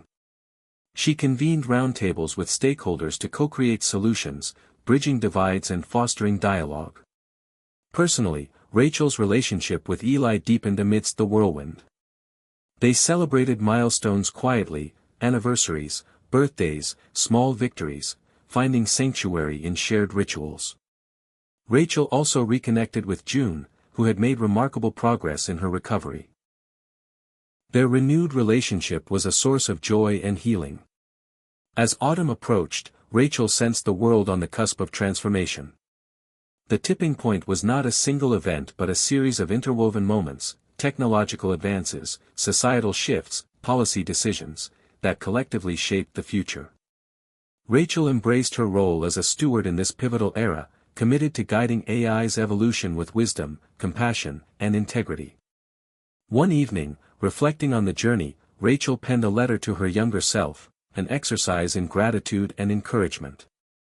She acknowledged the fears faced, the lessons learned, and the unyielding hope that propelled her forward. The letter closed with a promise, to continue listening, learning, and leading with heart. The tipping point was both an end and a beginning, a threshold to a new chapter where humanity and technology co-created possibilities yet to be imagined. Rachel stood ready to navigate this unfolding future, knowing that the true measure of progress lay not in machines but in the lives touched and transformed. The brisk air of early autumn carried with it a subtle shift, a fracturing beneath the surface of the AI revolution Rachel had helped pioneer. Despite her platform's successes and the hopeful narratives it fostered, cracks began to appear in the broader ecosystem. Public trust wavered as high-profile AI failures made headlines, autonomous vehicle accidents, biased hiring algorithms excluding qualified candidates, and privacy breaches that left users feeling exposed. Rachel felt the tremors firsthand as users expressed frustration and fear. Some called for abandoning AI altogether. Others demanded radical reform. At the startup, tension simmered. Team members debated the balance between rapid innovation and cautious responsibility, some advocating for bold leaps forward, others urging a more measured approach focused on ethics and inclusivity. Rachel found herself mediating these disputes, striving to maintain unity without stifling creativity. The fractures extended beyond the tech world. Governments struggled to create coherent AI policies, hindered by competing interests and insufficient understanding. Labor unions organized strikes, protesting job losses linked to automation. Mental health professionals voiced concerns about AI's impact on emotional well-being, cautioning against over-reliance on machines for support. Rachel engaged deeply with these challenges, hosting forums and collaborating with diverse stakeholders to build bridges. She recognized that addressing fractures required not only technical fixes but rebuilding foundations of trust, transparency, and shared purpose. To this end, Rachel spearheaded a global initiative called AI for Humanity, bringing together developers, ethicists, policymakers, and community leaders to co-create guidelines and best practices. The initiative emphasized inclusivity, accountability, and respect for human dignity, aiming to transform AI from a source of division into a catalyst for collective empowerment. The work was demanding but invigorating, infusing Rachel with renewed optimism. She traveled extensively to participate in workshops and conferences, listening to voices often marginalized in tech discourse. These encounters deepened her appreciation for cultural diversity and the need for context-sensitive AI solutions. Back home, Rachel's personal life mirrored these themes of fracture and foundation. The pandemic's aftershocks lingered, affecting loved ones and communities. Eli and Rachel navigated moments of stress and uncertainty, drawing strength from their partnership. Rachel reconnected with her family, repairing old wounds and nurturing bonds that had frayed under pressure. The process was humbling and healing, reinforcing the importance of human connection amid technological change. One particularly poignant moment came when Rachel visited a rural community participating in her platform's outreach program. Meeting users who faced economic hardship and limited access to education, she witnessed firsthand the transformative potential of accessible technology paired with empathetic support. Their stories reminded Rachel of the foundational promise of AI, not as a replacement for humanity, but as a tool to elevate and uplift. Yet, the path forward remained complex. New regulations required significant adjustments to the platform's architecture, necessitating difficult trade-offs. Rachel's team worked tirelessly to implement features that enhanced user control, data privacy, and transparency. The process tested resilience but ultimately strengthened the product and the company culture. As winter approached, Rachel reflected on the journey. The fractures exposed vulnerabilities but also catalyzed growth. Foundations were being rebuilt with greater care, collaboration, and humility. Rachel understood that the AI revolution was not a straight line but a dynamic interplay of progress and challenge, risk and reward. In a keynote speech at an international summit, Rachel articulated this vision: "Our task is not to tame AI but to partner with it, building systems rooted in empathy, justice, and shared humanity. By confronting our fractures, we lay the groundwork for a future where technology serves all people, not just a few." The speech resonated deeply, inspiring renewed commitment across sectors. As Rachel closed the year, she felt a profound sense of purpose and possibility. The fractures and foundations of this moment held the seeds of transformation, if nurtured with care and courage. With a heart open to learning and a mind grounded in ethics, Rachel stepped into the future ready to guide AI's evolution toward a more just and compassionate world. The dawn of a new year brought with it a palpable sense of urgency and possibility. Rachel stood at a crossroads, not just personally, but at the nexus of global transformation shaped by AI's relentless advance. After years of innovation, debate, and reflection, the world faced critical choices about how technology would shape work, identity, and society. Rachel's platform had grown into a vital resource, empowering millions to adapt and thrive, yet the stakes felt higher than ever. The promise of AI was shadowed by widening inequalities and cultural upheaval. As Rachel prepared for a major international conference on the future of work, she grappled with the complexities ahead. The conference was to convene leaders from government, industry, labor, and civil society to chart a collective path forward. Rachel's role was pivotal. She was both a visionary and a bridge builder, tasked with fostering consensus amid divergent interests and fears. In the weeks leading up to the event, Rachel immersed herself in research and dialogue. She engaged with economists warning of automation's disruptive potential, educators advocating for lifelong learning, and activists demanding fair labor protections. She listened deeply to the voices of workers displaced by technology, entrepreneurs creating new opportunities, and families striving to balance adaptation with stability. This mosaic of perspectives enriched Rachel's understanding and sharpened her resolve. At the conference, held in a bustling metropolitan center, Rachel delivered a keynote that balanced realism and hope. She acknowledged AI's capacity to displace jobs but emphasized its unparalleled potential to create new roles and industries, if guided by thoughtful policy and inclusive innovation. Rachel outlined a framework grounded in 3 pillars: education that prepares individuals for emerging fields, social safety nets that cushion transitions, and ethical governance that ensures AI serves collective well-being. The speech sparked vibrant discussion, with delegates debating the practicalities and politics of implementation. Rachel facilitated breakout sessions, encouraging dialogue across sectors and ideologies. Some moments were fraught with tension, labor leaders wary of corporate motives, policymakers cautious of overreach, entrepreneurs eager to innovate. Yet, through empathy and openness, Rachel helped cultivate shared language and goals. The conference culminated in a landmark declaration committing participants to collaborative action. Rachel felt the weight and exhilaration of this moment, the recognition that collective will was the linchpin for harnessing AI's promise. Following the event, Rachel doubled down on efforts to operationalize the conference's vision. She expanded partnerships with educational institutions, launching initiatives to equip learners with skills in technology, creativity, and emotional intelligence. She worked with governments to pilot universal basic income programs and reskilling grants, aiming to mitigate the human cost of change. At the same time, Rachel's platform evolved to support users not only with job transitions but also with identity and purpose exploration, helping people navigate the emotional terrain of transformation. On a personal front, Rachel embraced vulnerability and balance. She prioritized self-care and meaningful relationships, recognizing that leadership required sustained resilience. Her bond with Eli deepened as they navigated uncertainties together, finding strength in shared values and dreams. Rachel also mentored emerging leaders, passing on lessons about courage, empathy, and integrity. Yet, challenges persisted.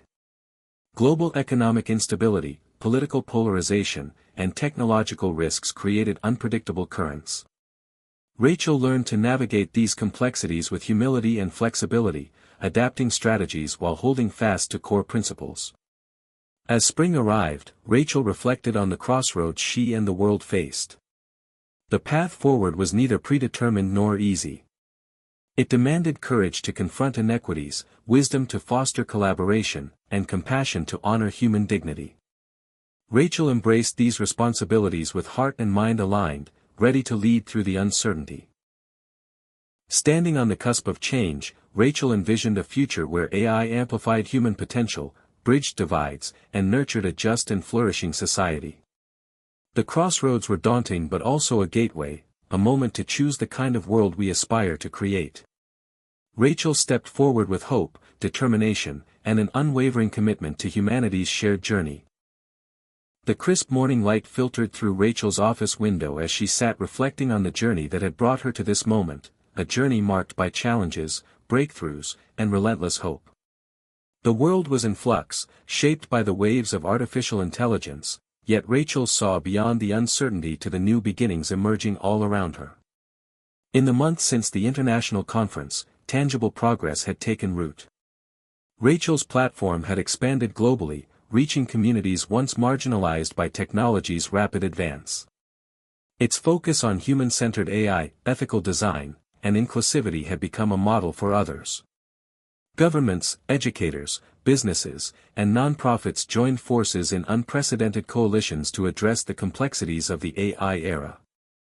Rachel's vision of technology as a tool for empowerment was no longer an idealistic dream but a growing reality.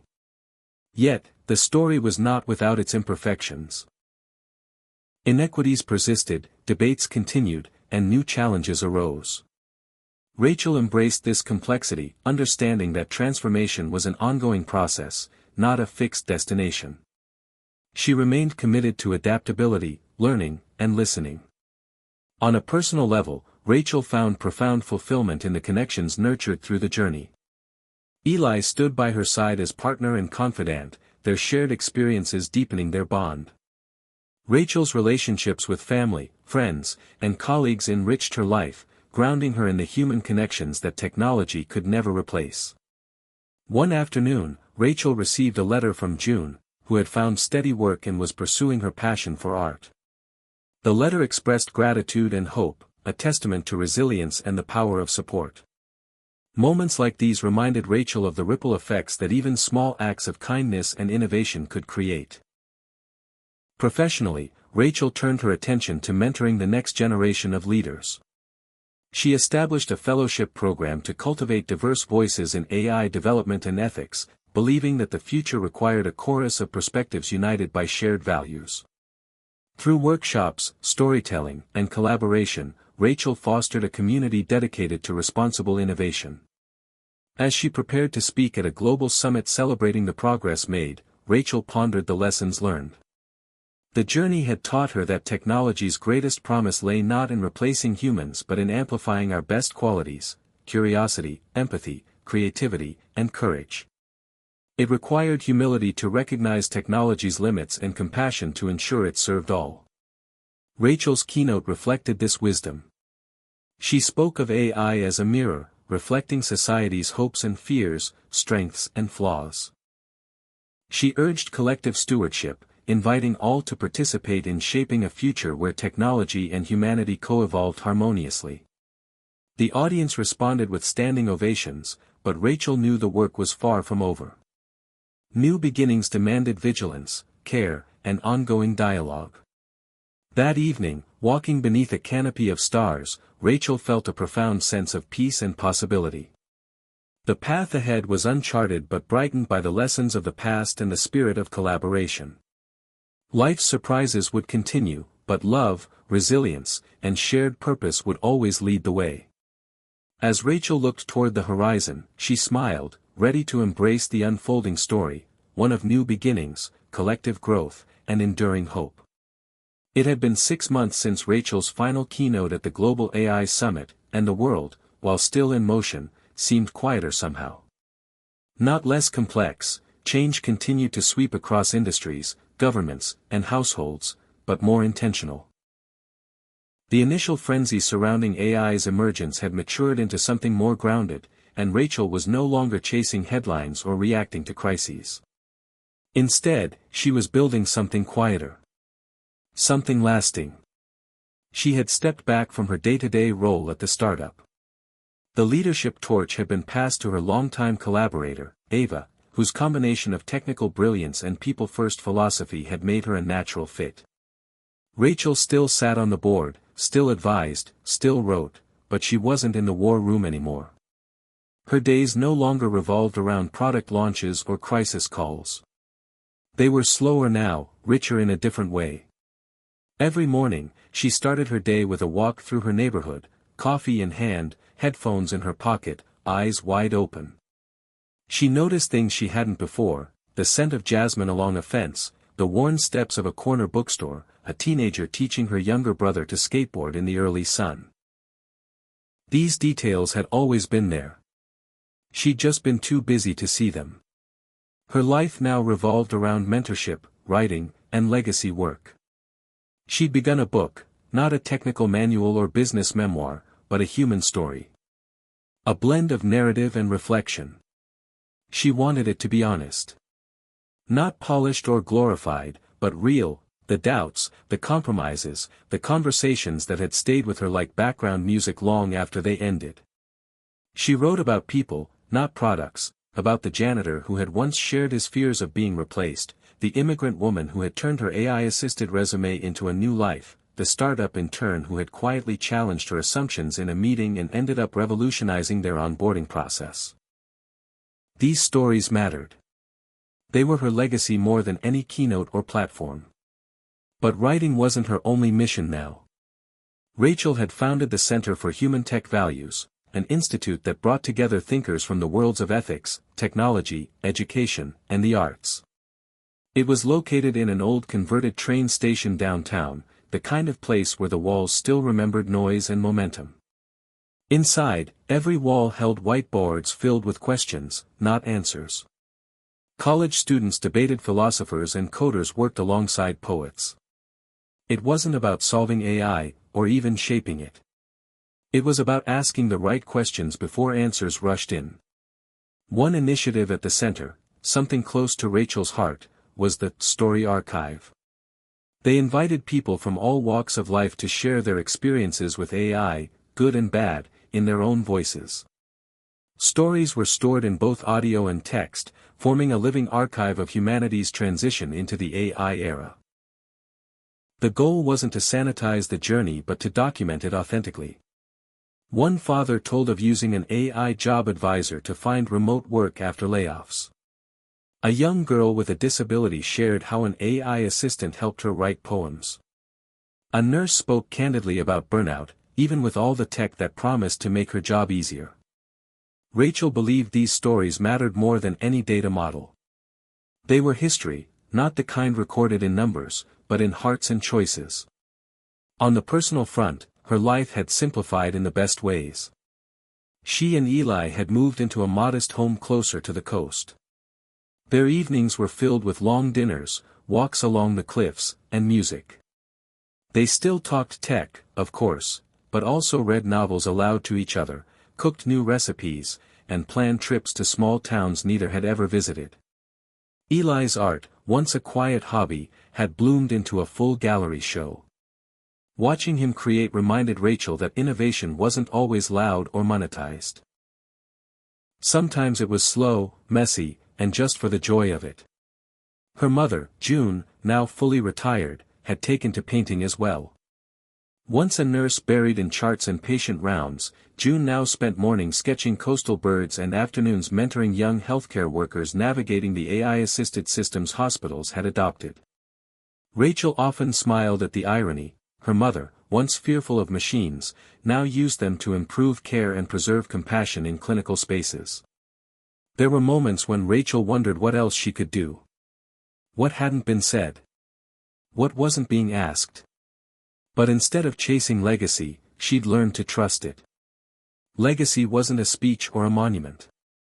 It was how people carried your values forward, even when your name wasn't attached. It was a former intern leading an ethics-first startup. It was a teenage coder creating tools for her local library. It was a teacher using AI not to grade papers faster but to help students understand their own learning patterns. One afternoon, she was invited to speak at a high school, not to lecture, but to sit in a circle of students exploring the future of everything. They weren't interested in buzzwords. They asked her what she feared most. What she loved about being human. Whether she ever felt lonely being so successful. Rachel was honest. She told them that success didn't mean you didn't cry in your car sometimes. That innovation without kindness was just noise. That her favorite thing about being human was storytelling, and that she still didn't know all the answers, which was why she kept showing up. Later that evening, she reread something she had once jotted in a notebook during a layover in Seoul: the future isn't something we enter. It's something we shape, story by story, choice by choice. It rang even truer now than when she'd written it. As summer returned, the world continued to evolve. AI didn't stop, it became more embedded, more adaptive, more invisible. But thanks to voices like Rachel's, it also became more accountable, more human. People were no longer just reacting to change, they were shaping it. Together. Rachel's book neared completion. She titled it, The Space Between, a tribute to the fragile, sacred place between what we build and who we are. It was due to be published in the fall, and early chapters had already sparked quiet buzz in academic and creative circles alike. On the final page, she wrote, "If this story has reached you, you are part of it now. The machines we build will not remember us. But the people we touch will. Ask the hard questions. Tell your story. Make space for someone else's. That's the work. That's the legacy." And with that, Rachel closed her laptop, walked outside into the golden hour, and stood for a moment beneath the wide sky. She didn't need to predict the future anymore. She was already living it, fully, humbly, with a heart wide open to all the beginnings still waiting to unfold. A year had passed since Rachel stepped away from the fast lane. And though she no longer occupied center stage in the global AI dialogue, the ripple effect of her work continued, quietly shifting the cultural and technological tides. It was no longer about headlines, startup valuations, or viral speeches. The revolution she helped spark had moved inward, into classrooms, kitchens, small towns, and quiet corners of the world where transformation wasn't broadcast but lived, one decision at a time. Rachel now split her time between two homes, the coastal retreat she shared with Eli and a modest apartment in the heart of a Midwestern city where she'd launched a pilot project, Community Tech Labs. These labs weren't fancy innovation hubs with glass walls and buzzwords. They were converted libraries, old churches, unused warehouses, places where people gathered to learn not just how to use technology, but how to shape it with intention. In one lab, a group of retired factory workers learned to teach AI to understand regional dialects and preserve local oral histories. In another, a single mother worked on an AI-powered childcare scheduling app, helping other working parents navigate unpredictable shifts. And in yet another, a former mechanic taught teenagers to repair and modify consumer devices, blending hands-on skill with digital literacy. Rachel didn't run the labs. That was the whole point. They were community-led, rooted in listening rather than prescribing. She visited, mentored, donated time and resources, but she never took the microphone unless invited. People had stories to tell. They just needed a space to tell them. At the same time, her book, The Space Between, had quietly become a touchstone for educators, therapists, tech ethicists, and artists. Book clubs formed in unexpected places, rural libraries, online classrooms, even inside correctional facilities. The message was simple but powerful: technology isn't the enemy or the savior. It's a mirror. And what we do with it says more about us than about the machines themselves. Rachel began receiving handwritten letters, not emails. A 12-year-old in North Dakota wrote about creating an AI comic book to explain climate change to his classmates. A nurse in Tennessee shared how she used Rachel's empathy prompt technique, borrowed from the book, to train hospital AI chatbots to respond more gently to patient queries. An inmate in Oregon told her how a chapter in the book helped him redefine purpose in confinement, using a prison-sponsored coding program to teach others and build a second chance. These weren't splashy successes. They were the quiet kind, the kind that didn't trend but transformed. The kind that added up over time to something bigger than any keynote could capture. But Rachel still wrestled with uncertainty. Some days, she questioned whether the impact was enough. Was she retreating from the urgency of the movement? Was her pivot to local, slow work cowardice in a world still brimming with crisis? It was during one of these moments that she visited a former coal town in West Virginia. The lab there was barely holding on, limited internet access, low funding, skepticism from the community. Rachel arrived not with a presentation but with coffee, notebooks, and an open mind. She sat with the local organizers, listened to their struggles, and eventually to their dreams. A high school dropout named Miles, now 22, shared how he'd been working on an AI voice assistant tailored to older miners suffering from early-stage dementia. He'd seen his grandfather fade away slowly, and no amount of high-tech tools ever seemed to help. So he built his own, using recordings of his grandfather's old radio broadcasts to shape a familiar-sounding AI that could guide, comfort, and stimulate memory. He hadn't posted about it online. He hadn't filed a patent. But it worked. And it mattered. Rachel sat in stunned silence, humbled again by how deep ingenuity ran when it was born from care, not profit. That night, she wrote in her journal, "We keep searching for revolutions in headlines. But the real ones? They happen quietly, in forgotten places, between unlikely people who dare to believe their story matters." That became the unofficial motto of the community tech labs. They painted it on walls, printed it on shirts, even embedded it in the AI onboarding script. Your story matters. Start here. Meanwhile, Rachel's influence quietly expanded into new dimensions. Universities began adopting curriculum inspired by her work, blending engineering with philosophy, computer science with creative writing, AI modeling with trauma-informed design. Companies consulted her to rethink how they measured success, not just through revenue, but through the human outcomes their tools created. Some listened. Some didn't. But the door was open. In Washington and Brussels, she was cited in policy papers, not as an industry leader, but as a cultural interpreter, someone who could explain, in human terms, what it meant to live alongside machines.